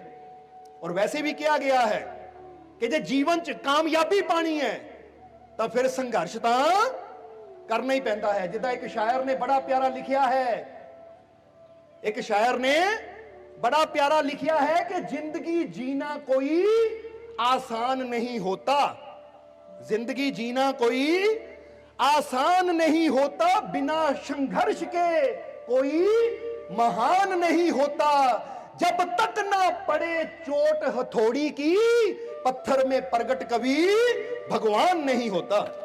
ये याद रखना कि जे बंदा सोचे ना जिंदगी जीना, वो कहते जिंदगी इतनी आसान भी नहीं है। ताही तो कहते ना मरना आसान है पर जीना थोड़ा औखा है, क्योंकि जीण वास्ते संघर्ष करना पैंदा। मरन की गल की है, माड़िए गोली खाओ तो मर जाओ, कोठे तो छाल मारो मर जाओ, यानी बड़े तरीके है। गल च फाहा लिया यानी फंदा पाया लट गए पखे नाल मर जाओ। मरना तो बड़ा सौखा है पर जीने वास्ते तो संघर्ष करना पैंदा है, मेहनत करनी पैंदी है। और जदों कामयाब होना होवे, किसी मंजिल नूं पाना होवे तो फिर तो होर भी, क्योंकि जिहदी जिन्नी उच्ची चढ़ाई हुंदी ना, उहनूं मेहनत भी उन्नी करनी पैंदी है। तो जिहदी मंजिल ही सामने होवे उन्हें उन्ना क तुरना, तो जिहदी मंजिल वो सिखर होवे वो कहंदा मैं हर मेहनत करन नूं तैयार है और मैनूं पता मैनूं कामयाबी जरूर मिलेगी क्योंकि मेरा मालिक मेरे नाल। इसलिए जिंदगी जीना कोई आसान नहीं होता, बिना संघर्ष के कोई महान नहीं होता, जब तक ना पड़े चोट हथौड़ी की, पत्थर में प्रगट कभी भगवान नहीं होता। जे असीं चाहते हैं कि साडे अंदर भी वो भगवान प्रगट होवे, परमात्मा प्रगट होवे, तो फिर सानू भी चोटां सहणियां पैणियां है। जिद्दां इत्थे एक छोटी जी कहानी होर याद आ गई सानू, पर एक कहानी शुरू करन तो पहलां असीं तुहानूं एक गल कहांगे कि एक कहानी विच कुछ पॉइंट है, कुछ शिक्षा वाले पॉइंट है। हुण असीं कहानी दसनी है तो तुसीं वो पॉइंट नोट करने हैं, पॉइंट याद रखने कि एक कहानी अंदर किन्ने पॉइंट है जे तो सानू सीखण नूं मिल सकता है। जदों कहानी सुनोगे ना कोई पॉइंट अच्छा लगे तो एक उंगली खड़ी कर ली अपने अंदर ही, जिदा मतलब बैठे हो एक उंगली, यानी ਇਹਦਾ मतलब एक पॉइंट मेरी समझ आ गया कहानी का, फिर कोई होर पॉइंट आवे दूजा, फिर कोई होर तीजा होवे तीजी उंगली, यानी इदा उंगलियां अपनियां खड़ियां करते जरा लास्ट में जो कहानी पूरी होनी ਅਸੀਂ ਪੁੱਛਣਾ कि किन्ने पॉइंट ਤੁਹਾਡੀ नजर च, फिर उंगली ਚੱਕ ਦਿਓ, ਜੇ ਕਿਸੇ ਨੂੰ 5 ਲੱਗੇ 50 ਕਰ ਦਿਓ, 2 ਲੱਗੇ 2 ਕਰ ਦਿਓ, यानी जिन्ने भी ਤੁਹਾਨੂੰ ਲੱਗਾ कि कहानी ਵਿੱਚ पॉइंट है जितों ਸਾਨੂੰ ਕੋਈ ਸਿੱਖਣ ਨੂੰ ਮਿਲਦਾ ਹੈ, लास्ट में दसना है सानू। बोलो तैयार हो, करिए कहानी शुरू। ਹੁਣ ਦੇਖਣਾ ਹੈ ਕਿ ਕਿਹੜਾ ਕਿੰਨੇ ਪੁਆਇੰਟ ਨੋਟ ਕਰਦਾ ਹੈ, ਕਿਉਂਕਿ ਇੱਥੋਂ ਪਤਾ ਲੱਗੇਗਾ ਤੁਹਾਡਾ ਧਿਆਨ ਸਤਸੰਗ 'ਚ ਹੈ ਜਾਂ ਤੁਹਾਡਾ ਧਿਆਨ ਦੁਕਾਨ ਤੇ ਹੈ ਜਾਂ ਤੁਹਾਡਾ ਧਿਆਨ ਕਿਤੇ ਬਾਹਰ ਹੈ। ਔਰ ਕਹਾਣੀ ਸ਼ੁਰੂ ਕਰਨ ਤੋਂ ਪਹਿਲਾਂ ਹੀ ਪੁੱਛ ਲਈਏ ਭੁੱਖ ਤਾਂ ਨਹੀਂ ਲੱਗੀ ਨਾ, ਕਿਉਂਕਿ ਇਹ ਨਾ ਹੋਵੇ ਧਿਆਨ ਲੰਗਰ ਵਿੱਚ ਹੋਵੇ ਤੁਹਾਡਾ, ਇਸ ਕਰਕੇ ਲੰਗਰ ਵੀ ਛਕਣਾ ਹੈ, ਪਰ ਇਸ ਵੇਲੇ ਜੋ ਸਾਡੇ ਜੀਵਨ ਵਾਸਤੇ ਜ਼ਰੂਰੀ ਹੈ ਉਹ ਹੈ ਇਹ ਸ਼ਬਦਾਂ ਦੀ ਖੁਰਾਕ, ਜਿਹਨਾਂ ਸਾਡੇ ਜੀਵਨ 'ਚ ਬਦਲਾਵ ਲਿਆਉਣਾ ਹੈ। ਕਿਉਂਕਿ ਰੋਟੀ ਦਾ ਬੰਦਾ ਕਹਿੰਦਾ ਮੈਂ ਰੋਜ਼ ਖਾਂਦਾ ਆ, ਪਰ ਰੋਟੀ ਖਾ ਕੇ ਕੋਈ ਬਦਲਾਵ ਨਹੀਂ ਆਉਂਦਾ, ਪਰ ਸੰਤਾਂ ਦੇ ਸੰਗਤ ਵਿੱਚ ਬੈਠ ਕੇ, ਸਤਸੰਗ ਦੇ ਵਿੱਚ ਬਹਿ ਕੇ, ਵਚਨਾਂ ਦੇ ਨਾਲ ਜਦੋਂ ਅਸੀਂ ਗੁਰੂਆਂ ਰਹਿਬਰਾਂ ਦੇ ਵਚਨਾਂ ਨਾਲ ਜੁੜਦੇ ਹਾਂ ਤਾਂ ਫਿਰ ਸਾਡੀ ਜ਼ਿੰਦਗੀ ਜ਼ਰੂਰ ਬਦਲਦੀ ਹੈ। ਸੋ ਤਿਆਰ ਹੋ ਹੁਣ, ਔਰ ਜਿੱਦਾਂ ਦੱਸਿਆ ਇਦਾਂ ਬਸ ਬੈਠੇ ਬੈਠੇ ਜਿਹੜਾ ਪੁਆਇੰਟ ਹੋਵੇ ਉਦਾਂ ਇੱਕ ਇੱਕ ਉਂਗਲੀ ਕਰੀ ਜਾਣਾ, ਤਾਂ ਕਿ ਪਤਾ ਲੱਗੇ ਕਿ ਤੁਸੀਂ ਕਿੰਨੇ ਪੁਆਇੰਟ ਨੋਟ ਕੀਤੇ ਆ। ਸੋ ਇਹ ਕਹਾਣੀ ਹੁਣ ਜਰਾ ਧਿਆਨ ਦੇਣਾ ਸ਼ੁਰੂ ਕਰਨ ਲੱਗੇ ਆ ਕਿ ਇੱਕ ਜੰਗਲ ਸੀ, ਉਸ ਜੰਗਲ ਦੇ ਇੱਕ ਮਾਰਗ ਦੇ ਉੱਪਰ 2 ਪੱਥਰ ਪਏ ਹੋਏ ਆ, एक पत्थर का रंग सफेद है जो बड़ा मुलायम है, तो दूजे पत्थर का रंग काला है जो खुरदरा भी है। हुण दोनों पत्थर पे हुए हैं, तो दोनों पत्थर आपस में गल करते हैं। और पहले ही दस दी कहानी सिर्फ सानू ज्ञान देने वास्ते बनाई है, नहीं तो बंदा कहे लै जी ये किदां दी गल है, पत्थर तक दी गल्लां करदे ही नहीं, क्योंकि कई हुंदे ना इदां दे पॉइंट फड़न वाले, लै पत्थर तो बोलते नहीं, तुसीं कहंदे पत्थर गल्लां करदे सी, असीं तां सुनिया नहीं कदी। सो इत्थे असीं ज्ञान लेना है कि दोनों पत्थर, एक सफेद रंग का एक काले रंग का, दोनों आपस में गल्लां कर रहे हैं। जिहड़ा सफेद पत्थर है उन्होंने बड़ा मान है अपनी सफेदी ते कि मैं बड़ा मुलायम है, बड़ा मुलायम का मतलब समझ दो ना, चमकीला, क्योंकि कई पत्थर बड़े मुलायम होंगे, हथ फेरो तो बड़े साफ होंगे है, और कई खुरदरे होंगे है। हुण वो जिहड़ा पत्थर चिट्टा सी सफेद रंग का सी, वो काले पत्थर नूं कहण लगा, ओए अपने वाल देख तो मेरे वाल देख, मैनू देख रब ने कितना सोहना बनाया है, देख मेरी सुंदरता, देख मेरा रंग कितना चमका मारदा है, देख मैं कितना नरम मुलायम हाँ, और तू खुरदरा काला, ना तेरी कोई शक्ल ना तेरी कोई सूरत, देख मैनू कितना रब ने चंगा बनाया है, मेरे अंदर कई गुण है, कई खूबियां है, देख मेरा रंग और मेरी सुंदरता देख तू। तो काला पत्थर कहने लगा, हाँ भाई वाकई गल सही है, तू वाकई बड़ा सुंदर है, तेनू रब ने बहुत सोहना रूप दिता है, बड़ा चिट्टा गोरा रंग दिता है, बड़ा नरम मुलायम बनाया, यानी बड़ा देखने नूं सोहना लगता है। पर एक पासे मैं रब ने पता नहीं मैनू इदां दा क्यों बनाया, खुरदरा भी हाँ और काला भी हाँ, ना मेरे च कोई गुण है ना मेरी कोई सुंदरता है। हुण दोनों ही आपस में गल्लां कर रहे हैं, चिट्टे पत्थर नूं मान है अपनी सुंदरता ते, और काला पत्थर निराश है अपनी बदसूरती नूं लैके, अपने काले रंग नूं लैके, अपने खुरदरेपन नूं लैके, निराश है कि मैं बड़ा माड़ा हाँ। क्योंकि कई बार मन च हुंदा ना कोई निंददा रवे, तू इदां, बंदा भी सोचना शुरू कर दिंदा कि मैं बड़ा माड़ा हाँ। हुण बंदे ते असर हो जाता, तो बेचारा सीगा ही पत्थर, उत्ते भी असर हो गया, बड़ा निराश बड़ा उदास रहन लगा।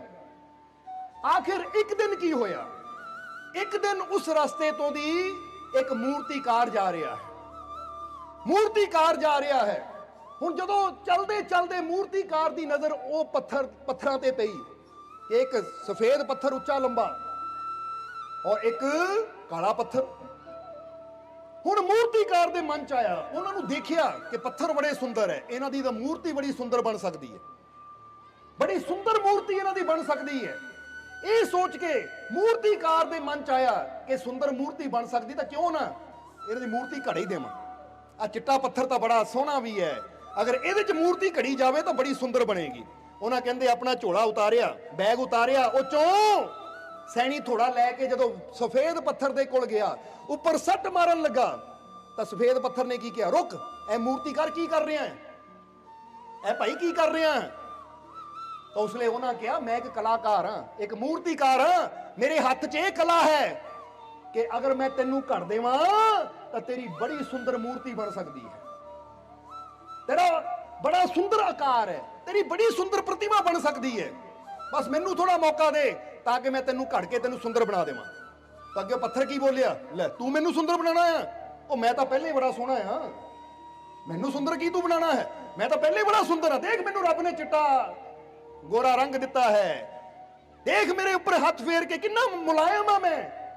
ਤੂੰ ਕਹਿੰਦਾ ਤੈਨੂੰ ਸੋਹਣਾ ਬਣਾਣਾ, ਮੈਂ ਪਹਿਲੇ ਹੀ ਜਿੱਦਾਂ ਦਾ ਪੂਰਾ ਨਾ, ਜਿੱਦਾਂ ਬੰਦਾ ਕਹਿੰਦਾ ਮੈਂ ਪਰਫੈਕਟ ਹਾਂ, ਮੈਨੂੰ ਨਹੀਂ ਲੋੜ ਤੇਰੀਆਂ ਸੈਣੀਆਂ ਥੋੜੀਆਂ ਦੀ। ਮੈਂ ਇਹ ਦਰਦ ਕਿਉਂ ਝੱਲਾਂ ਜਦੋਂ ਮੈਂ ਪਹਿਲੇ ਹੀ ਸੁੰਦਰ ਹਾਂ, ਪਹਿਲੇ ਹੀ ਮੈਂ ਸੋਹਣਾ ਆ, ਤਾਂ ਮੈਨੂੰ ਕੀ ਲੋੜ ਹੈ ਆ ਤੇਰੀਆਂ ਠੁੱਕ ਠੁੱਕ ਝੱਲਣ ਦੀ, ਯਾਨੀ ਸੈਣੀ ਥੋੜੇ ਦੀਆਂ ਚੋਟਾਂ ਝੱਲਣ ਦੀ। ਸੋ ਹੱਥ ਨਾ ਲਾਈ ਮੈਨੂੰ, ਜਿੱਦਾਂ ਦਾ ਮੈਂ ਖੁਸ਼ ਹਾਂ।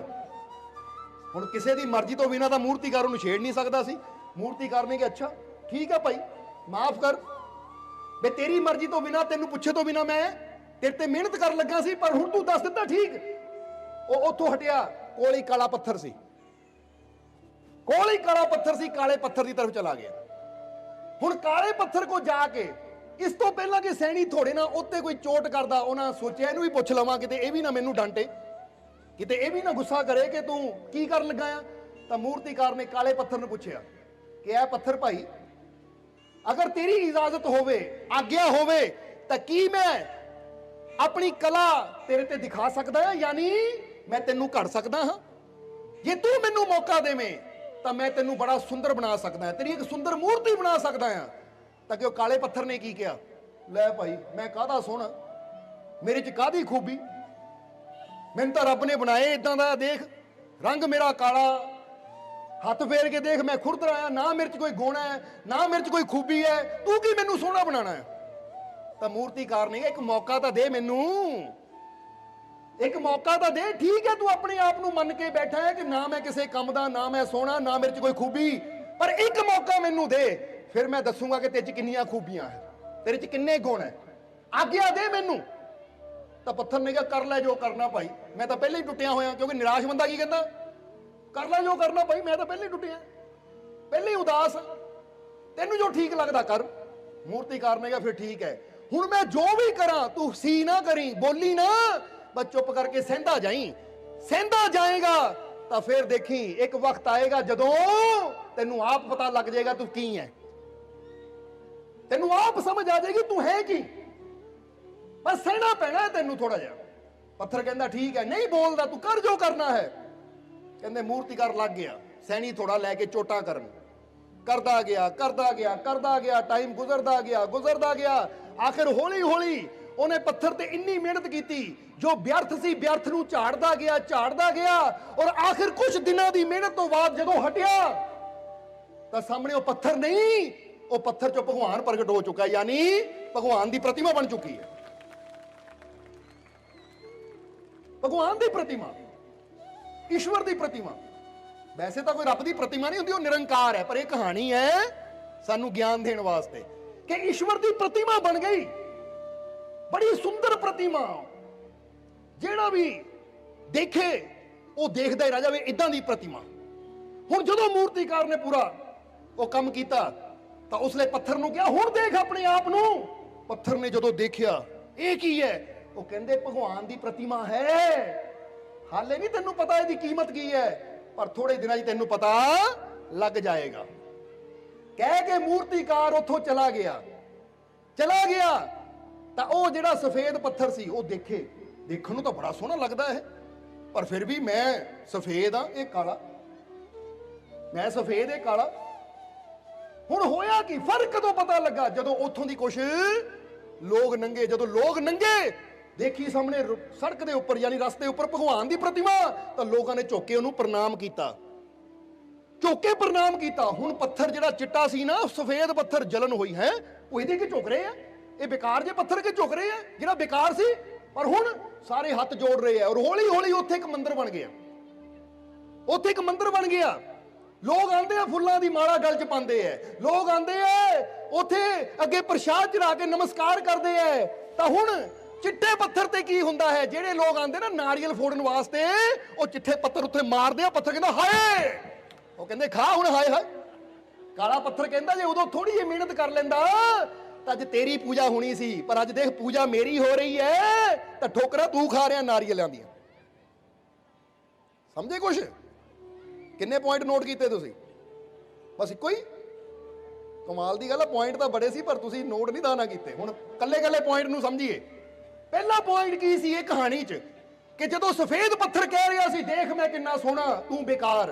पहला पॉइंट ये नोट करने वाला है कि जे रब ने तुहानू कोई कला दी ना, कोई हुनर दिता है, फर्ज करो तुहानू सुंदर शरीर दिता है, पैसा दिता है, कोई उच्ची पदवी दी है, कोई चंगा गुण दिता है, तो कभी भी अपने गुण का अपनी सुंदरता का हंकार ना करो, तो कभी दूजे नूं नीवां ना कहो लै तू तो बेकार है, तेरे पल्ले तो गुण ही कोई है नहीं, तेरे पल्ले तो खूबी कोई है नहीं। ये याद रखो, समय का कोई पता नहीं, अज जिहनूं तुसीं बेकार कहंदे हो कल नूं ओह सरकार भी बन सकता है। बोलो समझदे हो कि नहीं? क्योंकि वक्त का पता है।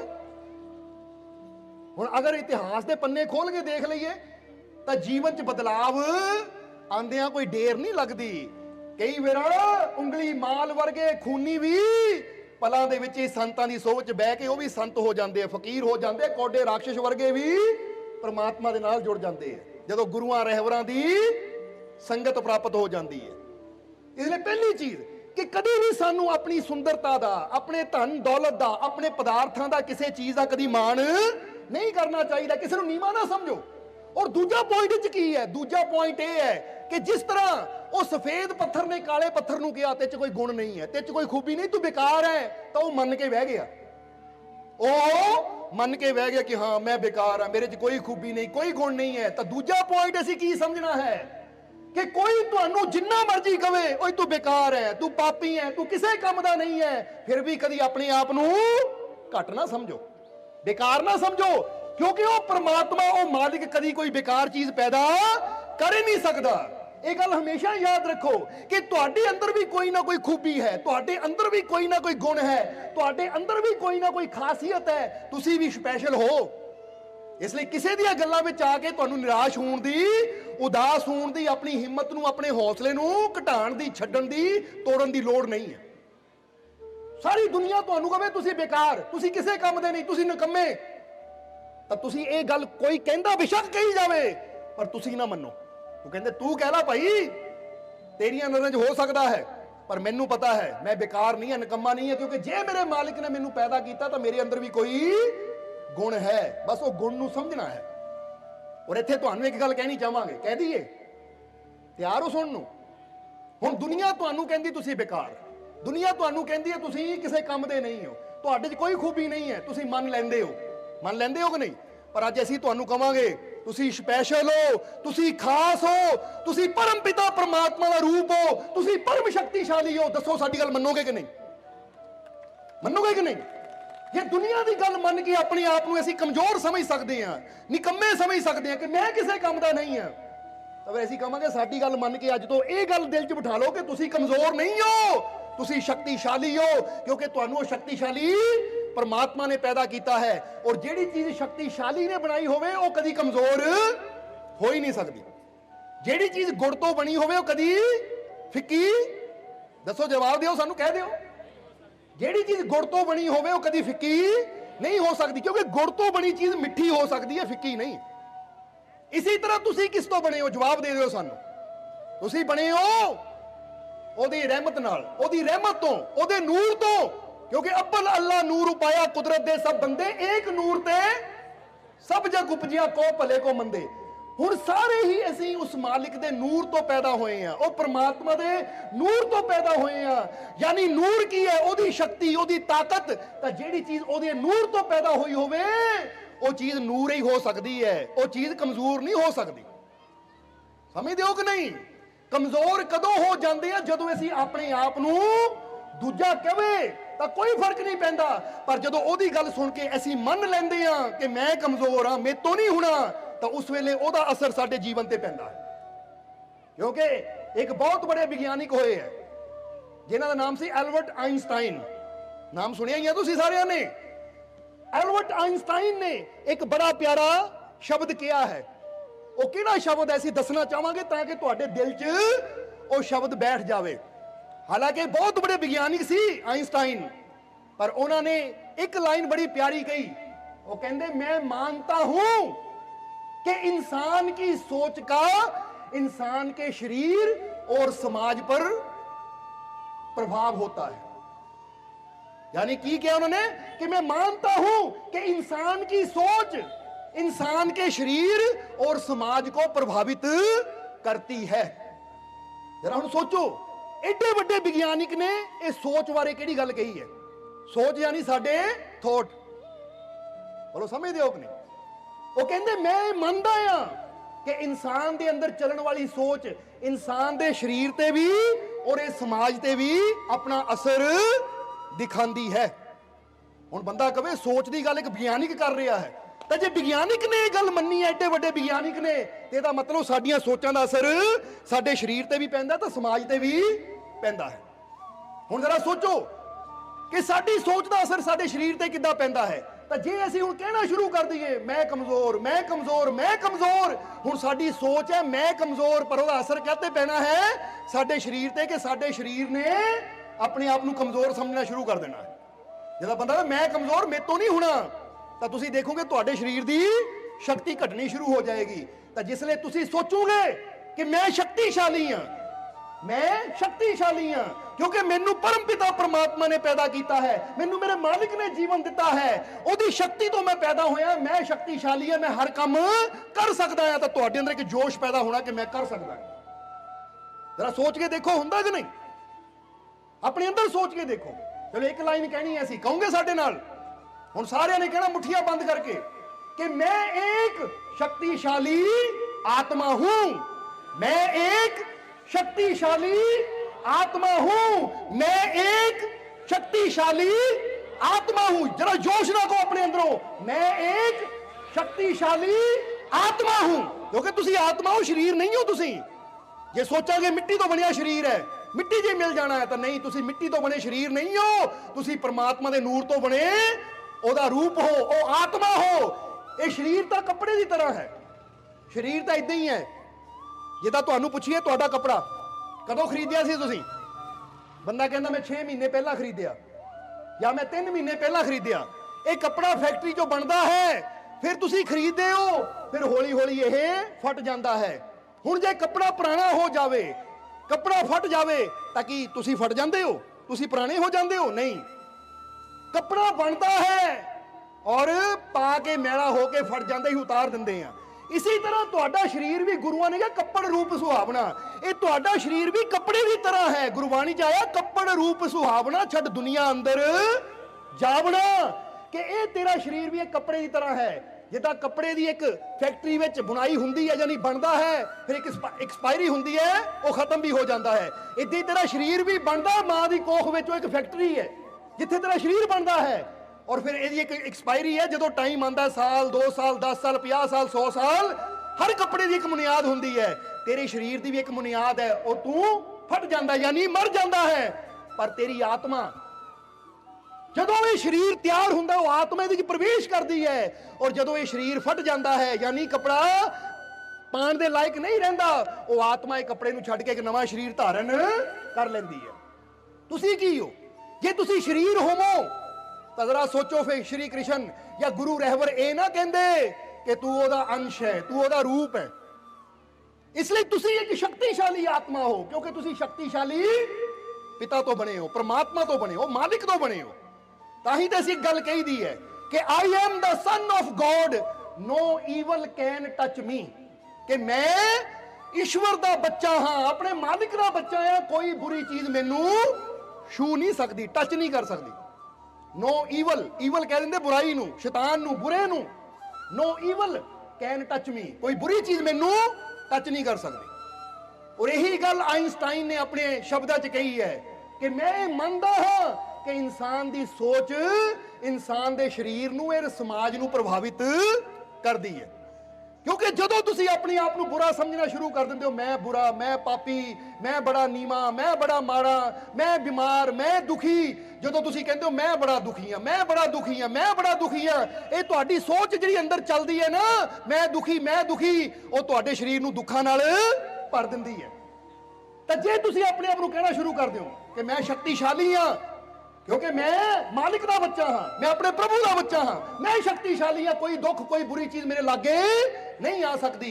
जदों इदां दे विश्वास दे बोल बोलने तुसीं शुरू कर दिंदे हो, तां ओहदा असर तुहाडे जीवन ते भी होना शुरू हो जाता है। जे कमजोर सोचांगे अपने आप नूं तां कमजोर हो जावांगे, जे अपने आप नूं शक्तिशाली मन्नांगे, शक्तिशाली सोचांगे तां शक्तिशाली हुंदे चले जाओगे। क्योंकि ਜਿਹੜੀ ਗੱਲ ਤੁਸੀਂ ਸੋਚ ਲਓ ਇਹ ਮੈਂ ਕਰ ਸਕਦਾ ਆ, ਮੈਂ ਕਰ ਸਕਦਾ ਆ, ਮੈਂ ਕਰ ਸਕਦਾ ਆ, ਆਪਣੇ ਮਾਲਕ ਦੀ ਰਹਿਮਤ ਨਾਲ ਮੈਂ ਕਰ ਸਕਦਾ ਆ, ਤਾਂ ਤੁਸੀਂ ਉਹ ਕਰ ਲਓਗੇ। ਹਾਂ ਠੀਕ ਆ, ਥੋੜੀ ਪ੍ਰੈਕਟਿਸ ਕਰਨੀ ਪਏਗੀ।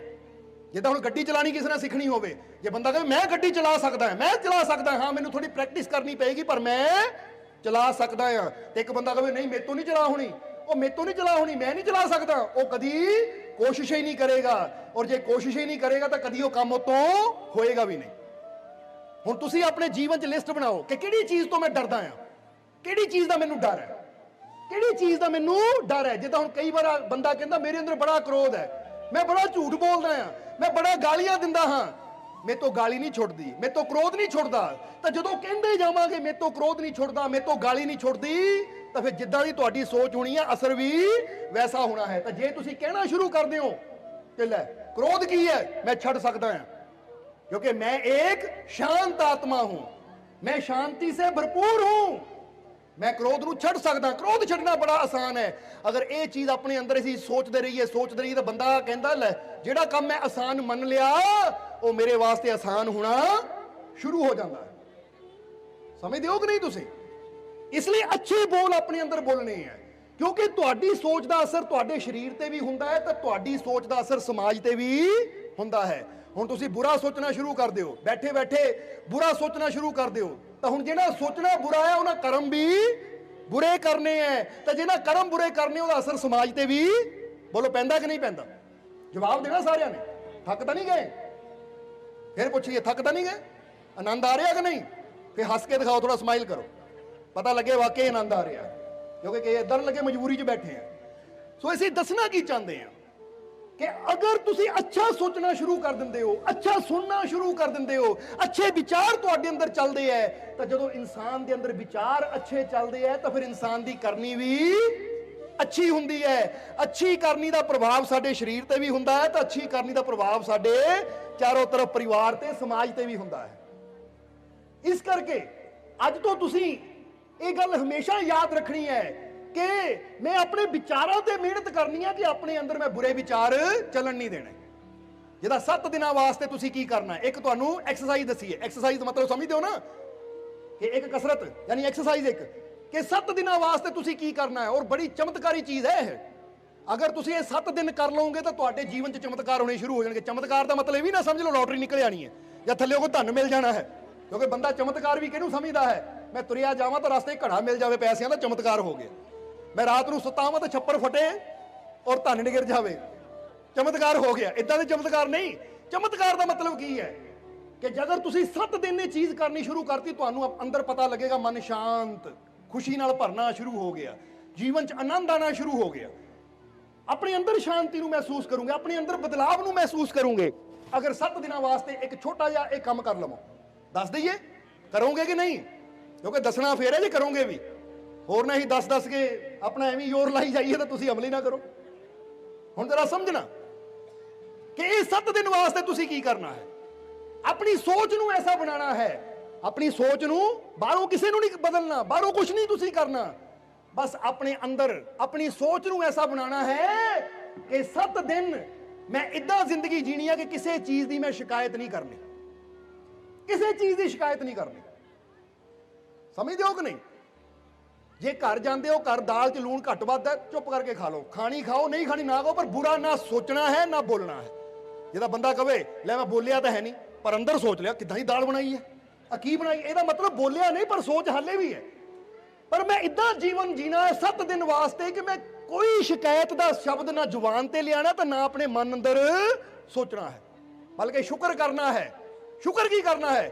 ਫੇਰ ਕੀ ਹੋ ਗਿਆ, ਦਾਲ 'ਚ ਨਮਕ ਘੱਟ ਵੱਧ ਹੈ, ਪਰ ਸ਼ੁਕਰ ਹੈ ਪ੍ਰਮਾਤਮਾ, ਨਹੀਂ ਤਾਂ ਬਹੁਤ ਐਸੇ ਹੈ ਜਿਨ੍ਹਾਂ ਨੂੰ ਇਹ ਵੀ ਖਾਣ ਨੂੰ ਨਹੀਂ ਮਿਲਦੀ, ਜੋ ਦਿਨ 'ਚ ਰਾਤ ਭੁੱਖੇ ਰਹਿੰਦੇ। ਜੇ ਤੁਸੀਂ ਰਸਤੇ 'ਤੇ ਤੁਰੇ ਜਾ ਰਹੇ ਹੋ, ਰਸਤੇ 'ਚ ਤੁਰੇ ਜਾ ਰਹੇ ਹੋ, ਕਈ ਵਾਰ ਦੇਖਿਆ ਬੰਦਾ ਰਸਤੇ ਤੁਰੇ ਜਾਂਦੇ ਟ੍ਰੈਫਿਕ ਜਾਮ ਹੋ ਗਈ ਤਾਂ ਬੰਦਾ ਉੱਥੇ ਕੋਸਣ ਲੱਗ ਜਾਂਦਾ ਗੱਡੀਆਂ ਨੂੰ, ਗੱਡੀ ਨਹੀਂ ਚਲਾਣੀ ਆਉਂਦੀ, ਆ ਸਰਕਾਰ ਕਿੱਦਾਂ ਦੀ ਹੈ, ਆ ਫਲਾਨਾ ਕਿੱਦਾਂ ਦਾ ਹੈ, ਇਹਨਾਂ ਨੇ ਇਹ ਕੀਤਾ, ਯਾਨੀ ਸ਼ੀਸ਼ੇ ਗੱਡੀ ਦੇ ਬੰਦ ਤਾਂ ਰੌਲਾ ਐਵੇਂ ਬੰਦਾ ਅੰਦਰ ਪਾਈ ਜਾਂਦਾ ਹੈ, ਕਿਸੇ ਨੂੰ ਫਰਕ ਨਹੀਂ ਪੈਂਦਾ, ਆਪਣੇ ਆਪ ਨੂੰ ਸਾੜੀ ਜਾਂਦਾ ਬੰਦਾ। ਪਰ ਉੱਥੇ ਵੀ ਮੈਂ ਕੋਈ ਸ਼ਿਕਾਇਤ ਨਹੀਂ ਕਰਨੀ, ਬਲਕਿ ਉੱਥੇ ਵੀ ਮੈਂ ਕਹਿਣਾ ਹੈ ਕੋਈ ਗੱਲ ਨਹੀਂ, ਸ਼ੁਕਰ ਹੈ ਪ੍ਰਮਾਤਮਾ ਤੇਰਾ, ਜੇ ਜ਼ਿੰਦਗੀ ਹੈ ਆ ਟ੍ਰੈਫਿਕ ਦੇਖਣ ਨੂੰ ਮਿਲ ਰਹੀ ਹੈ, ਤਾਂ ਜੇ ਜ਼ਿੰਦਗੀ ਨਾ ਹੁੰਦੀ, ਮੌਤ ਹੁੰਦੀ, ਤਾਂ ਅੱਜ ਮੈਂ ਕਿੱਥੇ ਆ ਦੇਖਣਾ ਸੀ। ਜੇ ਆਹ ਟ੍ਰੈਫਿਕ ਦਾ ਨਜ਼ਾਰਾ ਵੀ ਦੇਖ ਰਿਹਾ ਹੈ ਤਾਂ ਸ਼ੁਕਰ ਹੈ ਤੇਰਾ ਕਿ ਤੂੰ ਮੈਨੂੰ ਇਹ ਜ਼ਿੰਦਗੀ ਦਿੱਤੀ ਹੈ, ਜੀਵਨ ਦਿੱਤਾ ਹੈ। ਹੁਣ ਕਈ ਵਾਰ ਦੇਖਿਆ ਬੰਦਾ ਤੁਰਿਆ ਜਾਂਦਾ, ਰਸਤੇ 'ਚ ਟੋਏ ਹੁੰਦੇ ਆ, ਗੱਡੇ ਹੁੰਦੇ ਆ, ਡੂੰਘੇ ਡੂੰਘੇ ਖੱਡੇ ਹੁੰਦੇ ਆ, ਤਾਂ ਉੱਥੇ ਵੀ ਕੀ ਹੁੰਦਾ ਹੈ, ਬੰਦਾ ਗੱਡੀ ਲੈ ਕੇ ਜਾਏਗਾ ਨਾਲ। ਆਹ ਦੇਖੋ ਸੜਕ ਬਣਾਉਣ ਵਾਲੇ ਨੂੰ ਦੇਖੋ, ਆਹ ਸਰਕਾਰ ਨੂੰ ਦੇਖੋ, ਸਰਕਾਰ ਸਾਡੀ ਨਿਕੰਮੀ, ਕਿਸੇ ਕੰਮ ਦੀ ਨਹੀਂ ਹੈ। ਇਹਨਾਂ ਤੋਂ ਇੱਕ ਸੜਕ ਨਹੀਂ ਬਣਾ ਹੁੰਦੀ, ਯਾਨੀ ਸਰਕਾਰ ਆਪਣੀ ਜਗ੍ਹਾ ਬੈਠੀ ਹੈ, ਬੰਦਾ ਆਪਣਾ ਖੂਨ ਐਵੇਂ ਸੋਚ ਸੋਚ ਕੇ ਸਾੜੀ ਜਾਂਦਾ। ਉੱਥੇ ਵੀ ਕੀ ਕਹਿਣਾ ਹੈ, ਕੋਈ ਗੱਲ ਨਹੀਂ, ਸ਼ੁਕਰ ਹੈ ਪ੍ਰਮਾਤਮਾ ਤੇਰਾ, ਸ਼ੁਕਰ ਹੈ ਕਿ ਚਾਹੇ ਸੜਕ ਹੀ ਟੋਏ ਹੈ, ਉਹ ਟੋਇਆ ਵੱਲ ਨਹੀਂ ਦੇਖਣਾ, ਤੇਰਾ ਸ਼ੁਕਰ ਹੈ ਤੂੰ ਮੈਨੂੰ ਗੱਡੀ ਤਾਂ ਦਿੱਤੀ ਹੈ, ਮੋਟਰਸਾਈਕਲ ਤਾਂ ਦਿੱਤਾ, ਨਹੀਂ ਤਾਂ ਉਹ ਵੀ ਹੈ ਜਿਹੜੇ ਪੈਦਲ ਤੁਰੇ ਜਾ ਰਹੇ ਵਿਚਾਰੇ। 7 ਦਿਨਾਂ ਵਾਸਤੇ, ਸਿਰਫ 7 ਦਿਨ, ਜ਼ਿਆਦਾ ਨਹੀਂ ਅਸੀਂ ਕਹਿੰਦੇ ਮਹੀਨਾ 2 ਮਹੀਨੇ 15 ਦਿਨ ਜਾਂ 2 ਸਾਲ ਨਹੀਂ, ਅਸੀਂ ਕਹਾਂਗੇ 7 ਦਿਨਾਂ ਵਾਸਤੇ ਜੋ ਵੀ ਹੈ ਤੁਹਾਡੇ ਜੀਵਨ 'ਚ ਐਕਸੈਪਟ ਕਰੋ, ਸ਼ੁਕਰ ਕਰੋ ਉਹਦੇ ਵਾਸਤੇ, ਸ਼ਿਕਾਇਤ ਨਾ ਕਰੋ। ਨਹੀਂ ਤਾਂ ਕਈ ਵਾਰ ਬੰਦਾ ਦੇਖਿਆ ਹੈ ਉਹ ਮੌਸਮ ਨੂੰ ਲੈ ਕੇ ਸ਼ਿਕਾਇਤ ਕਰਦਾ, ਅੱਜ ਧੁੰਦ ਬੜੀ ਹੈ, ਆ ਕਾਹਦਾ ਦਿਨ ਚੜਿਆ, ਦਿਨ ਹੀ ਬੇਕਾਰ ਹੋ ਗਿਆ ਧੁੰਦ ਨੇ, ਅੱਜ ਬਾਰਿਸ਼ ਹੋ ਰਹੀ ਹੈ, ਬੇਕਾਰ ਹੋ ਗਿਆ ਦਿਨ।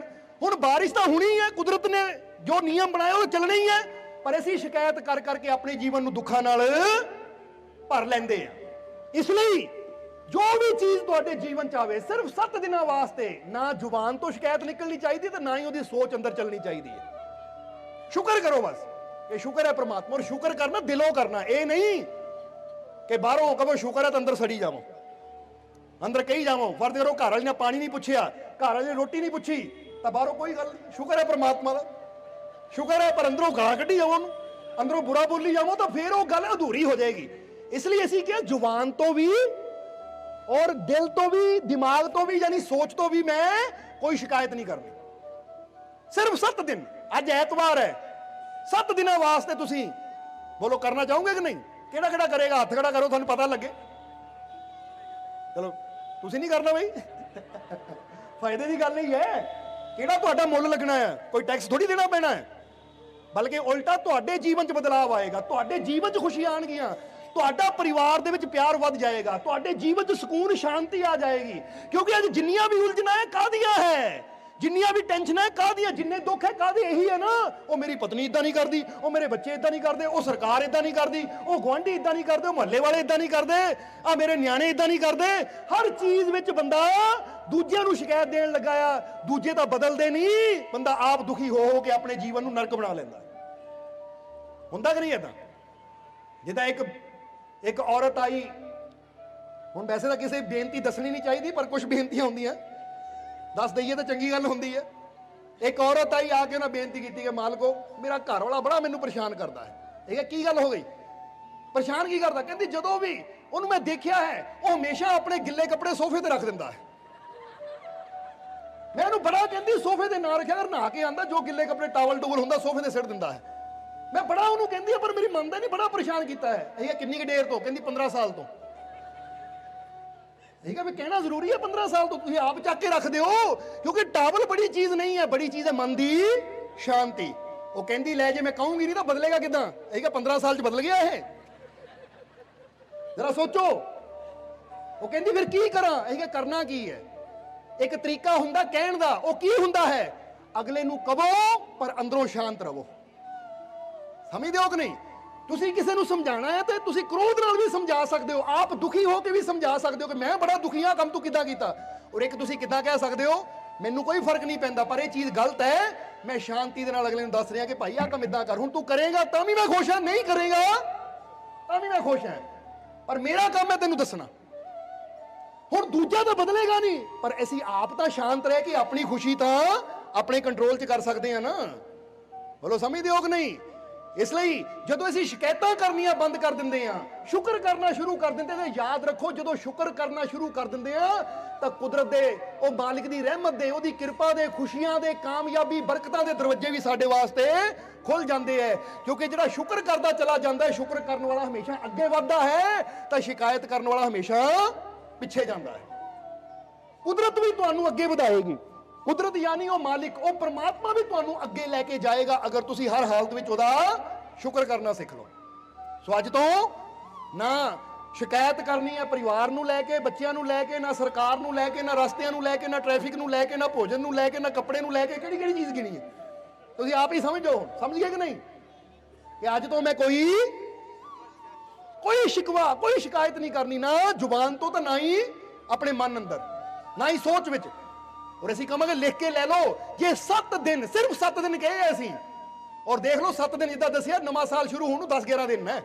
ਜੇ 7 ਦਿਨ ਤੁਸੀਂ ਅੱਜ ਤੋਂ ਹੀ, ਅੱਜ ਦਾ ਦਿਨ ਤਾਂ ਚਲਾ ਗਿਆ, ਅੱਜ ਦਾ ਛੱਡੋ, ਕੱਲ ਤੋਂ, ਕੱਲ ਸਵੇਰ ਤੋਂ ਤੁਸੀਂ ਨਿਯਮ ਬਣਾ ਲਓ ਕਿ ਅੱਜ ਤੋਂ ਮੇਰੇ ਦਿਨ ਦੀ ਸ਼ੁਰੂਆਤ ਹੋ ਗਈ, ਕਿ ਹੁਣ ਆਉਣ ਵਾਲੇ 7 ਦਿਨ ਮੈਂ ਕੋਈ ਸ਼ਿਕਾਇਤ ਨਹੀਂ ਕਰਨੀ। ਜੋ ਵੀ ਹੋ ਰਿਹਾ ਖੁਸ਼ ਹੋ ਕੇ ਕਹਿਣਾ ਹੈ। ਕੀ ਕਹਿਣਾ ਹੈ? This is that what I need. ਇਹ ਉਹ ਹੈ ਜਿਹਦੀ ਮੈਨੂੰ ਜ਼ਰੂਰਤ ਹੈ। ਬੋਲੋ, ਸਮਝਦੇ ਹੋ ਕਿ ਨਹੀਂ? ਕੋਈ ਬੁਰਾ ਵੀ ਹੋਵੇ, ਸ਼ੁਕਰ ਹੈ, ਸ਼ੁਕਰ ਹੈ ਪ੍ਰਮਾਤਮਾ ਦਾ, ਕਿਉਂਕਿ ਜੇ ਇਹ ਬੁਰਾ ਵੀ ਹੋ ਰਿਹਾ ਤਾਂ ਮਤਲਬ ਇਹ ਚੀਜ਼ ਮੇਰੇ ਵਾਸਤੇ ਜ਼ਰੂਰੀ ਸੀ, ਤਾਂ ਹੀ ਰੱਬ ਨੇ ਕੀਤਾ। ਜੇ ਤਾਂ ਬੱਚੇ ਦੇ ਮਾਤਾ ਪਿਤਾ ਇੰਜੈਕਸ਼ਨ ਵੀ ਲਵਾਉਂਦੇ ਨਾ ਤਾਂ ਬੱਚਾ ਜ਼ਰੂਰ ਕਹੇਗਾ ਮਾਂ ਬਾਪ ਮੇਰੇ ਦੁਸ਼ਮਣ, ਇਹ ਮੇਰੇ ਟੀਕਾ ਕਾਹਤੇ ਲਵਾ ਰਹੇ ਹੈ। ਪਰ ਮਾਂ ਬਾਪ ਨੂੰ ਪਤਾ ਬੱਚੇ ਵਾਸਤੇ ਜ਼ਰੂਰੀ ਹੈ। ਜੇ ਟੀਕਾ ਲਾ ਕੇ ਇਹਦਾ ਦੁੱਖ ਦੂਰ ਹੁੰਦਾ, ਇਹਦੀ ਬਿਮਾਰੀ ਦੂਰ ਹੁੰਦੀ ਹੈ, ਤਾਂ ਟੀਕਾ ਲਾਣਾ ਜ਼ਰੂਰੀ ਹੈ। ਹੁਣ ਇਹ ਉਹ ਚੀਜ਼ ਹੈ ਜੋ ਬੱਚੇ ਵਾਸਤੇ ਜ਼ਰੂਰੀ ਹੈ।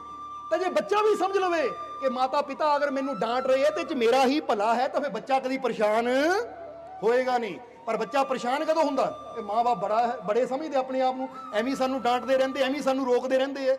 ਯਾਨੀ ਜਦੋਂ ਅਸੀਂ ਅੰਦਰ ਉਹਦੇ ਬਾਰੇ ਸੋਚਣਾ ਸ਼ੁਰੂ ਕਰ ਦਿੰਦੇ, ਇਦਾਂ ਕਿਉਂ ਹੋ ਰਿਹਾ, ਕਾਹਤੇ ਹੋ ਰਿਹਾ, ਨਹੀਂ ਹੋਣਾ ਚਾਹੀਦਾ, ਫਿਰ ਬੰਦਾ ਦੁਖੀ ਹੁੰਦਾ ਹੈ।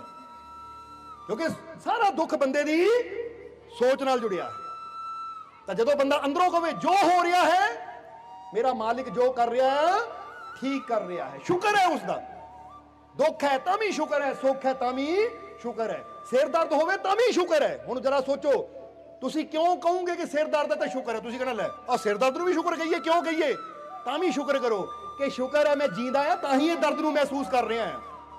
ਨਹੀਂ ਤਾਂ ਮੁਰਦੇ ਦਾ ਗਰਦਨ ਵੀ, ਸਿਰ ਵੀ ਵੱਢ ਕੇ ਰੱਖ ਦਿਓ ਤਾਂ ਹਾਏ ਤੱਕ ਨਹੀਂ ਕਹਿੰਦਾ, ਉਫ ਤੱਕ ਨਹੀਂ ਕਹਿੰਦਾ। ਸ਼ੁਕਰ ਹੈ ਪ੍ਰਮਾਤਮਾ, ਜੇ ਦਰਦ ਵੀ ਮੈਂ ਝੱਲ ਰਿਹਾ ਆ ਤਾਂ ਤੇਰਾ ਸ਼ੁਕਰ ਹੈ ਮੈਂ ਜੀਂਦਾ ਹਾਂ, ਨਹੀਂ ਤਾਂ ਤੈਨੂੰ ਕੀ ਲੱਗਣਾ ਹੈ? ਏਦਾਂ ਕਰੇ ਤਾਂ ਮੇਰੀ ਜਾਨ ਲੈ ਲਾਵੇਂ।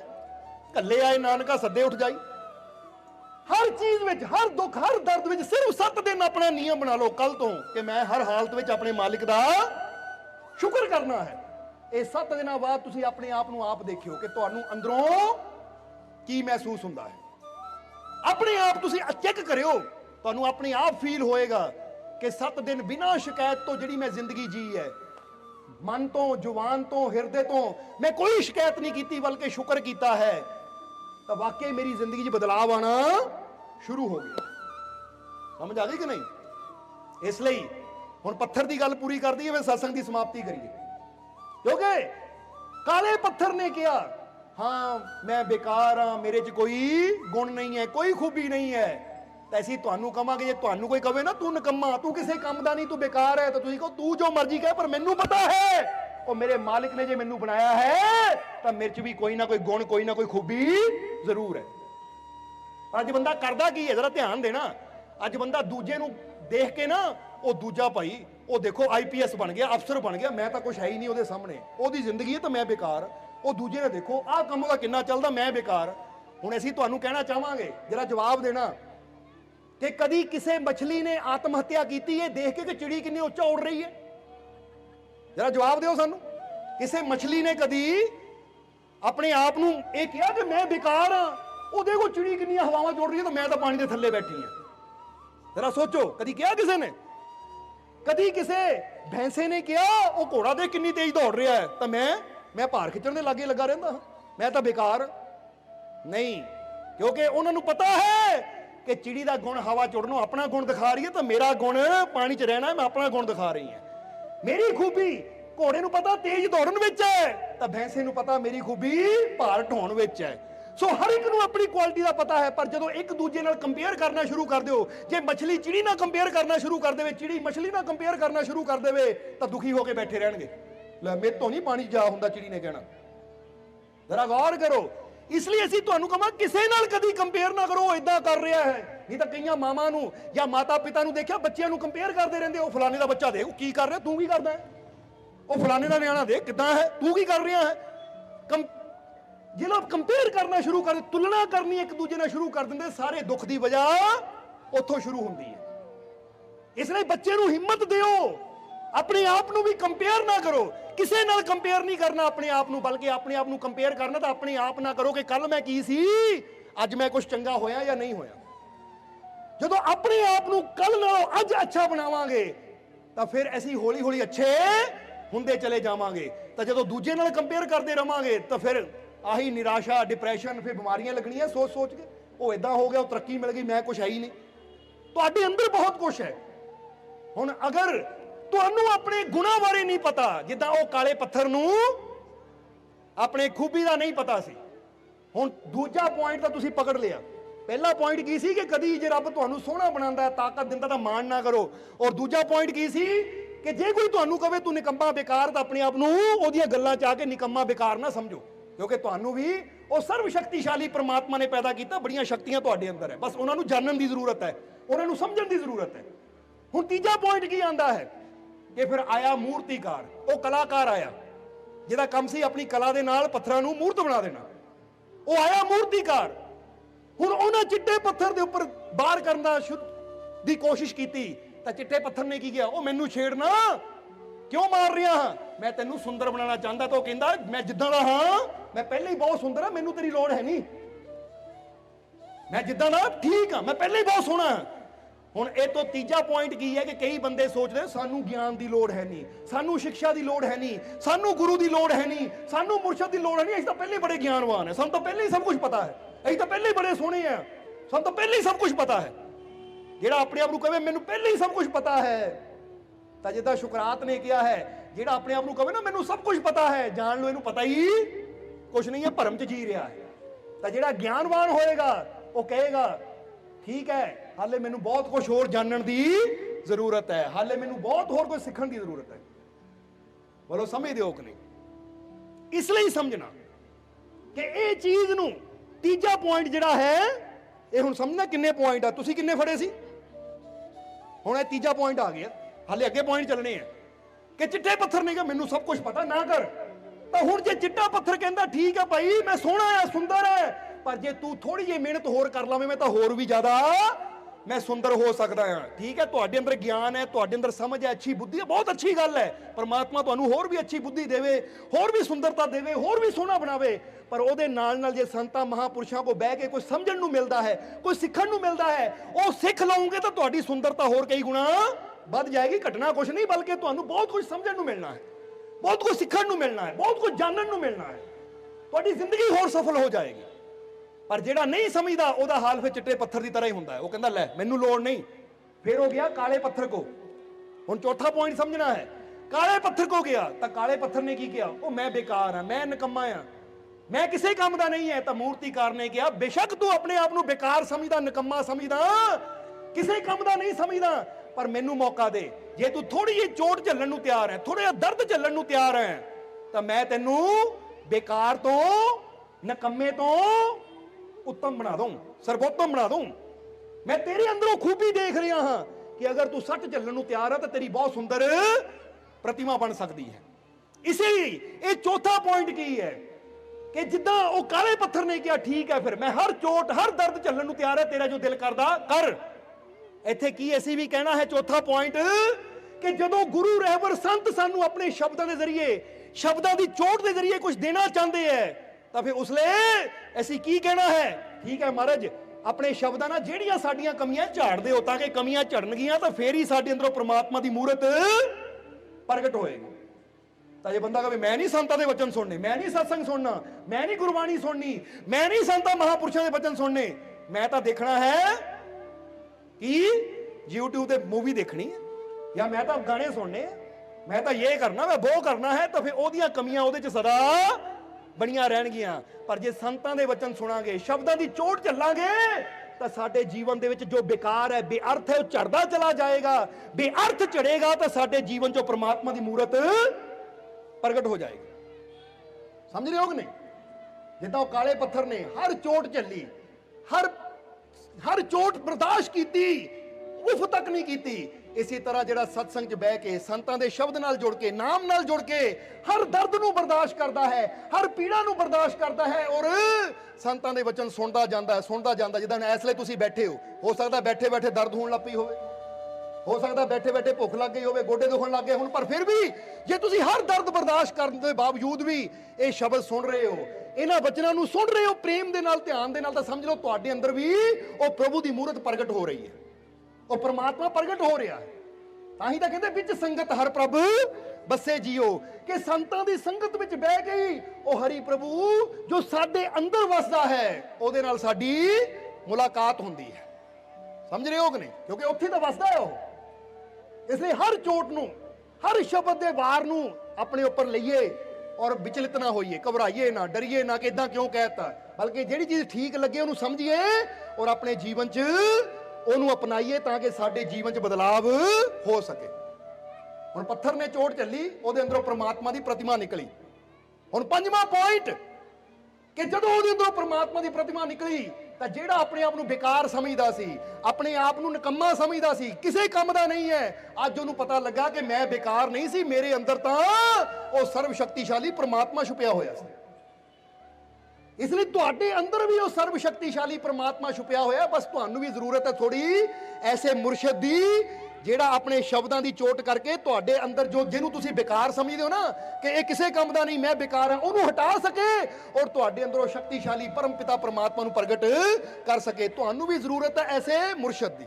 ये है पंजवां पॉइंट। इसलिए जे तुसी अपने जीवन च वो शक्ति नूं जानना चाहते हो, शक्ति नूं पाना चाहते हो, तो फिर कामिल मुर्शद नाल जुड़ो, कामिल फकीरां नाल जुड़ो, जिन्हां नाल जुड़ के तुसी भी अपने आप नूं पहचान सकते हो कि मैं की हां, मैनूं किसने पैदा कीता, तां किहड़ी शक्ति मेरे अंदर काम कर रही है, वो चीज़ तुसी जान सकते हो। हुण छेवां पॉइंट की आंदा इहदे च कि जदों उहदे अंदरों भगवान दी मूर्ति निकली तां फिर उहदे गल च पैण लगियां फुल्लां दीयां माला, चढ़न लगा प्रसाद। तां जिहड़ा पत्थर अपने आप नूं समझदा सी बड़ा सुंदर, अज उत्ते फोड़े जा रहे हैं नारियल, वो खा रहा है ठोकरां, ਤਾਂ ਅੱਜ ਉਹ ਪਛਤਾ ਰਿਹਾ ਹੈ।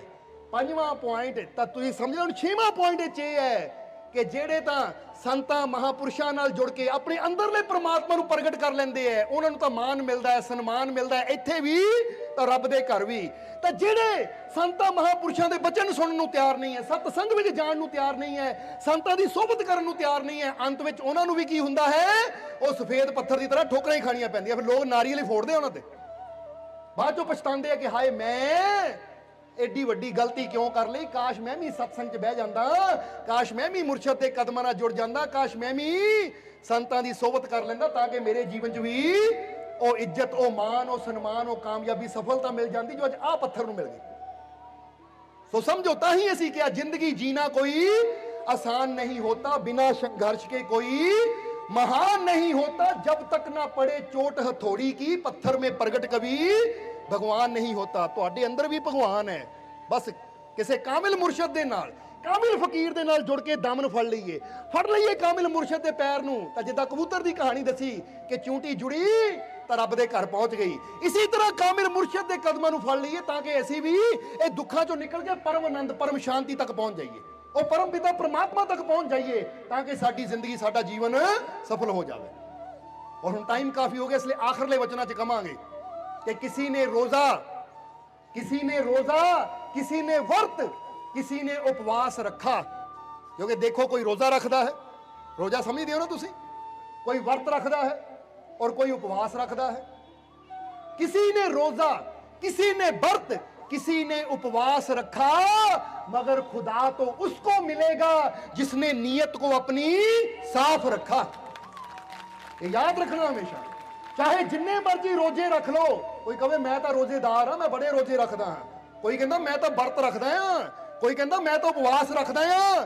तो याद रखो जिन्ने मर्जी रोजे रख लो, जिन्ने मर्जी व्रत रख लो, जिन्ने मर्जी उपवास रख लो, तो ये ना सोचे रोजे रखण ना, व्रत रखण ना, उपवास रखण ना मैनू रब मिल जाएगा, मैनू परमात्मा मिल जाएगा, मैनू आनंद मिल जाएगा, मैनू शांति मिल जाएगी। नहीं, रब किहनां नूं मिलदा है, जीवन च आनंद किहनां नूं मिलदा है, शांति किहनां नूं मिलदी है। तां कहा जाता है कि खुदा उसको मिलता है जिसने नीयत को अपनी, कह दियो तुसी, जिसने नीयत को अपनी, जिसने नीयत को अपनी, अपनी नीयत नूं, अपने मन नूं, अपनी सोच नूं, अपने हिरदे नूं साफ रखना पैंदा, फिर रब नाल मुलाकात हुंदी है। इसलिए जे असीं चाहते हैं साडी भी मुलाकात साडे मालिक नाल, परमात्मा प्रभु दे नाल हो जावे, वाहिगुरू अल्लाह नाल साडी मुलाकात हो जावे, तो फिर रोजे रखण ते, व्रत रखण ते, उपवास रखण ते जोर ना दो, अपनी नीयत नूं साफ रखण ते जोर दो कि मैं किसी नाल नफरत नहीं करनी, मैं किसी की निंदिया नहीं करनी, मैं किसी नाल वैर नहीं रखना, मैं किसी नाल जलन नहीं करनी, मैं द्वेष नहीं रखना, मैं किसी की आलोचना नहीं करनी। मैं सब नाल प्यार करना है, मैं सब नूं क्षमा करना है। बोलो समझदे हो कि नहीं? इसलिए क्षमा की भावना अपने अंदर लियानी है, क्षमा की भावना, क्योंकि जदों क्षमा की भावना तुहाडे अंदर आएगी तो तुसीं फिर देखोगे क्षमा करना किहदा काम है? वो परमात्मा दा, वो प्रभु दा। जदों तुहाडे अंदर क्षमा वाला गुण आएगा तो कम से कम परमात्मा वाला एक गुण तो तुहाडे पल्ले आ गया ना। और जदों गुण ना गुण मिलणगे तो मुलाकात भी जरूर होएगी, क्योंकि गुण मिलते तो फिर ही मुलाकात होंदी है। बोलो जवाब दिओ सानू, जे गुण ही ना मिल तो मुलाकात होंदी है नहीं? तां ही तो जदों कुंडली देखी जाती तो गुण मिलाए जाते हैं कि भाई आप कुंडली देख के गुण मिला लो ताकि बच्चों की शादी कर दईए। पर असीं गल कवांगे कि कुंडलियां नूं गुण देख के मिलाया जाता है, पर उत्थे फिर डिवोर्स हो जाते, फिर तलाक हो जाते हैं। क्यों हो जाते हैं? क्योंकि वो कुंडली के गुणां नूं मुंडे के गुणां नाल मिलाया जाता। मुंडे के गुणां की बजाय अगर सस के गुणां नाल मिलाया जाए तो फिर तलाक ना होण। ये गल याद रखो हमेशा, क्योंकि जब भी डिवोर्स होंदे है ना तो सस नूंह च नहीं बनती, तां ही ज्यादा होंदे है। मुंडा तो बेचारा एडजस्ट कर ही लैंदा, भोला भाला हुंदा, एडजस्ट कर ही लैंदा। पर जदों घर वाली ने इदां कहता, उधरों मां ने उदां कहता, जे मां दी मनदा तो घर वाले ने कहना मां दे पिछे लगा आ। तो जे मां दी मनदा है, घर वाली कहंदी मां दे पिछे लगा, तो घर वाली मनदा तो फिर की कहंदी मां ये तो जोरू का गुलाम बन गया। देख लै, इसलिए असीं कहांगे गुण मिलाने हैं तो सस और नूंह दे मिलाओ। भाई इन्हां दे गुण मिल गए, मुंडा कहेगा एडजस्ट तो मैं आपे ही कर लूँ। हुण 20-22 साल तो मां ने एडजस्ट कर लिया, हुण घर वाली दा मां दे गुण मिल गए तो अगे 40 साल होर एडजस्ट करने सौखे रहणगे। इसलिए तो असीं हसी दी गल। पर हुण आ जाइए मेन पॉइंट ते कि अगर तुहाडे गुण परमात्मा दे गुणां नाल मिलने शुरू होणगे तो मुलाकात भी फेर ही होएगी। हुण परमात्मा दे अंदर किहड़ा गुण है? शांति दा गुण, प्रेम दा गुण। तो जदों यही गुण साडे अंदर आणगे, जिद्दां जिद्दां साडे अंदर प्रभु वाले गुण वधदे जाणगे, असीं उहदे लायक हुंदे जावांगे तो एक दिन मुलाकात भी हो जाएगी। इसलिए किसी ने रोजा, किसी ने वर्त, किसी ने उपवास रखा, मगर खुदा तो उसको मिलेगा जिसने नीयत को अपनी साफ रखा। जिंदगी में मुश्किलें आए तो घबराना मत। जिंदगी में अगर मुश्किलें आए तो घबराना मत, दूर हो जाएगी हर मुश्किल जिसने मुर्शद पर विश्वास रखा। इसलिए अगर जीवन दे विच मुश्किल आ भी जावे, दुख आ भी जावे तो घबराने की लोड़ नहीं है, चिंता करने की लोड़ नहीं है। बस अपने मुर्शद ते, अपने मालिक पे विश्वास रखो कि जब मेरा मालिक मेरे साथ है तो डरने की क्या। जब मेरा मालिक मेरे साथ है तो डरने की क्या। जब मेरा मालिक मेरे साथ है तो डरने की क्या।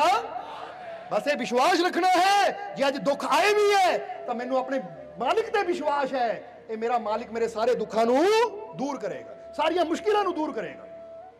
इसलिए जिंदगी में आए मुश्किलें तो घबराना मत, दूर हो जाएगी हर मुश्किल जिसने मुर्शिद पर विश्वास रखा।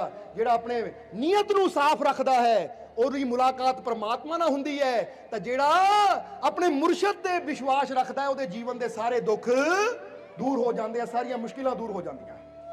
इसलिए तुहाडे जीवन में कोई मुश्किल परेशानी आवे तो चिंता नहीं करनी, अपने मालिक पे विश्वास रखो कि मेरा मालिक मेरे नाल है, जे मुश्किल आई है तो वो दूर भी जरूर करेगा। इसलिए आओ हुण समा काफी हो गया है और आखिरले वचनां दे विच हुण यही गल कहनी है कि जेड़े गुण दसे है ना, ये पत्थर की कहानी नाल ये 6 गुण ऐसी भी समझने हैं और इन्हां 6 गुणां नूं अपने जीवन च उतारना है और अपने मालिक ते पूरा विश्वास रखना है, अपने मालिक ते पूरा यकीन रखना है। तो जे अपने मालिक ते यकीन रख के तुरदे हां तो फिर जीवन दियां मुश्किलों चों निकलण दा रास्ता भी साडा मालिक सानू दिखा दिंदा है। फिर बांह फड़ के वो आप ही हर मुश्किल चों सानू कढदा चला जाता है। इसलिए कोई दुख, कोई मुसीबत, कोई मुश्किल ऐसी नहीं है जिहदा कोई हल ना होवे। इसलिए अज तो अपनी नीयत नू साफ रखना और जिहड़ी 7 दिनां दी गल कही है वो जरूर याद रखना कि कल तो असीं ये 7 दिनां वाली एक्सरसाइज ही शुरुआत करनी है। समझ ले कि कसरत ही है। केड़ी कसरत, एक्सरसाइज केड़ी कि मैं कोई शिकायत नहीं करनी, हर हालत में अपने मालिक का 7 दिन जो भी मर्जी होवे, जो भी मर्जी शुक्र करना है। बोलो समझते हो कि नहीं? कुछ भी हो जाए, तुरे जाते गिर जावो, सट लग जाए, शुक्र है मालिक है, शुक्र है, तभी शुक्र है। ये नहीं करना हाय पत्थर के ना रखिया इत्थे, आ कुर्सी किदा मेरे गोडे च बज गई, आ इदां किदां हो गया। यानी किसी भी चीज़ नूं लैके ਕੋਈ ਸ਼ਿਕਾਇਤ ਨਹੀਂ ਕਰਨੀ ਆਪਣੀ ਜ਼ੁਬਾਨ ਤੋਂ ਵੀ ਔਰ ਆਪਣੀ ਸੋਚ ਅੰਦਰ ਵੀ। ਇਹ 7 ਦਿਨ ਤੁਸੀਂ ਕਰਨਾ ਹੈ, ਉਸ ਤੋਂ ਬਾਅਦ ਬੇਸ਼ੱਕ ਸਾਨੂੰ ਆ ਕੇ ਦੱਸਿਓ, ਨਾ ਬਦਲਾਵ ਆਵੇ ਤਾਂ ਸਾਨੂੰ ਕਿਉਂ, ਪਰ ਕਰਨਾ ਦਿਲੋਂ ਹੈ, ਇਮਾਨਦਾਰੀ ਨਾਲ ਕਰਨਾ ਆ। ਇਹ ਨਹੀਂ ਕਿ ਘਰ ਵਾਲਿਆਂ ਸਾਹਮਣੇ ਠੀਕ ਹੈ ਪਰ ਅੰਦਰੋਂ ਸਮਝਦੇ ਹੋ ਕਿ ਨਹੀਂ? ਕਹਿਣਾ ਕੀ ਚਾਹੁੰਦੇ ਆ ਅਸੀਂ ਕਿ ਬਾਹਰੋਂ ਕਹੀਏ ਕੁਝ ਨਹੀਂ ਪਰ ਅੰਦਰ ਸੜੀ ਜਾਵੋ, ਤਾਂ ਫਿਰ ਯਾਦ ਰੱਖੋ ਦੁਨੀਆ ਨੇ ਬਾਹਰੋਂ ਦੇਖਣਾ ਪਰ ਤੁਹਾਡੇ ਮਾਲਿਕ ਨੇ ਤੁਹਾਨੂੰ ਅੰਦਰੋਂ ਦੇਖਣਾ ਹੈ। ਇਸ ਲਈ ਜਿੱਦਾਂ ਦੁਨੀਆ ਤੋਂ ਡਰਦੇ ਹੋ ਨਾ, ਕਾਸ਼ ਇੰਨਾ ਆਪਣੇ ਮਾਲਿਕ ਤੋਂ ਵੀ ਡਰੀਏ ਕਿ ਉਹ ਹਰ ਜਗ੍ਹਾ ਮੈਨੂੰ ਦੇਖ ਰਿਹਾ ਹੈ। ਇਸ ਲਈ ਉਹ ਤੋਂ ਡਰੀਏ। ਡਰਨ ਦਾ ਮਤਲਬ ਇਹ ਵੀ ਨਹੀਂ ਕਿ ਜਿੱਦਾਂ ਬੱਚਾ ਕਹਿੰਦਾ ਵੀ ਉਹ ਤੋਂ ਡਰ ਲੱਗਦਾ ਮੈਂ ਨਹੀਂ ਉਹਨੂੰ ਮਿਲਣਾ। ਇੱਕ ਡਰ ਹੁੰਦਾ ਹੈ ਡਰਾਵਣਾ ਤੇ ਇੱਕ ਡਰ ਹੁੰਦਾ ਪਿਆਰ ਵਾਲਾ, ਕਿ ਕਿਤੇ ਮੇਰਾ ਮਾਲਿਕ ਨਾਰਾਜ਼ ਨਾ ਹੋ ਜਾਵੇ, ਕਿਤੇ ਮੇਰਾ ਮਾਲਿਕ ਦੂਰ ਨਾ ਹੋ ਜਾਵੇ। ਇਸ ਲਈ ਅੰਦਰ ਵਿਸ਼ਵਾਸ ਰੱਖਣਾ ਹੈ, ਭਰੋਸਾ ਰੱਖਣਾ ਹੈ। ਸੋ ਅੱਜ ਤੋਂ ਆਪਣੇ ਆਪ ਨੂੰ ਕਮਜ਼ੋਰ ਨਹੀਂ ਸਮਝਣਾ। ਇੱਕ ਵਾਰ ਕਹਿ ਦਿਓ, ਮੈਂ ਇੱਕ ਸ਼ਕਤੀਸ਼ਾਲੀ, ਮੈਂ ਇੱਕ ਤੁਸੀਂ ਸ਼ਕਤੀਸ਼ਾਲੀ ਹੋ। ਤੁਸੀਂ ਨਾਮੁਮਕਿਨ ਨੂੰ ਮੁਮਕਿਨ ਕਰ ਸਕਦੇ ਹੋ। ਬਸ ਆਪਣੇ ਮਾਲਿਕ ਤੇ ਵਿਸ਼ਵਾਸ ਰੱਖੋ, ਆਪਣੇ ਮਾਲਿਕ ਤੇ ਯਕੀਨ ਰੱਖੋ, ਤਾਂ ਤੁਹਾਡਾ ਆਉਣ ਵਾਲਾ ਸਮਾਂ, ਆਉਣ ਵਾਲੀ ਜ਼ਿੰਦਗੀ ਤੁਹਾਡੀ ਸ਼ਾਂਤੀ, ਸਕੂਨ, ਖੁਸ਼ੀਆਂ ਨਾਲ ਭਰਪੂਰ ਹੋਏਗੀ।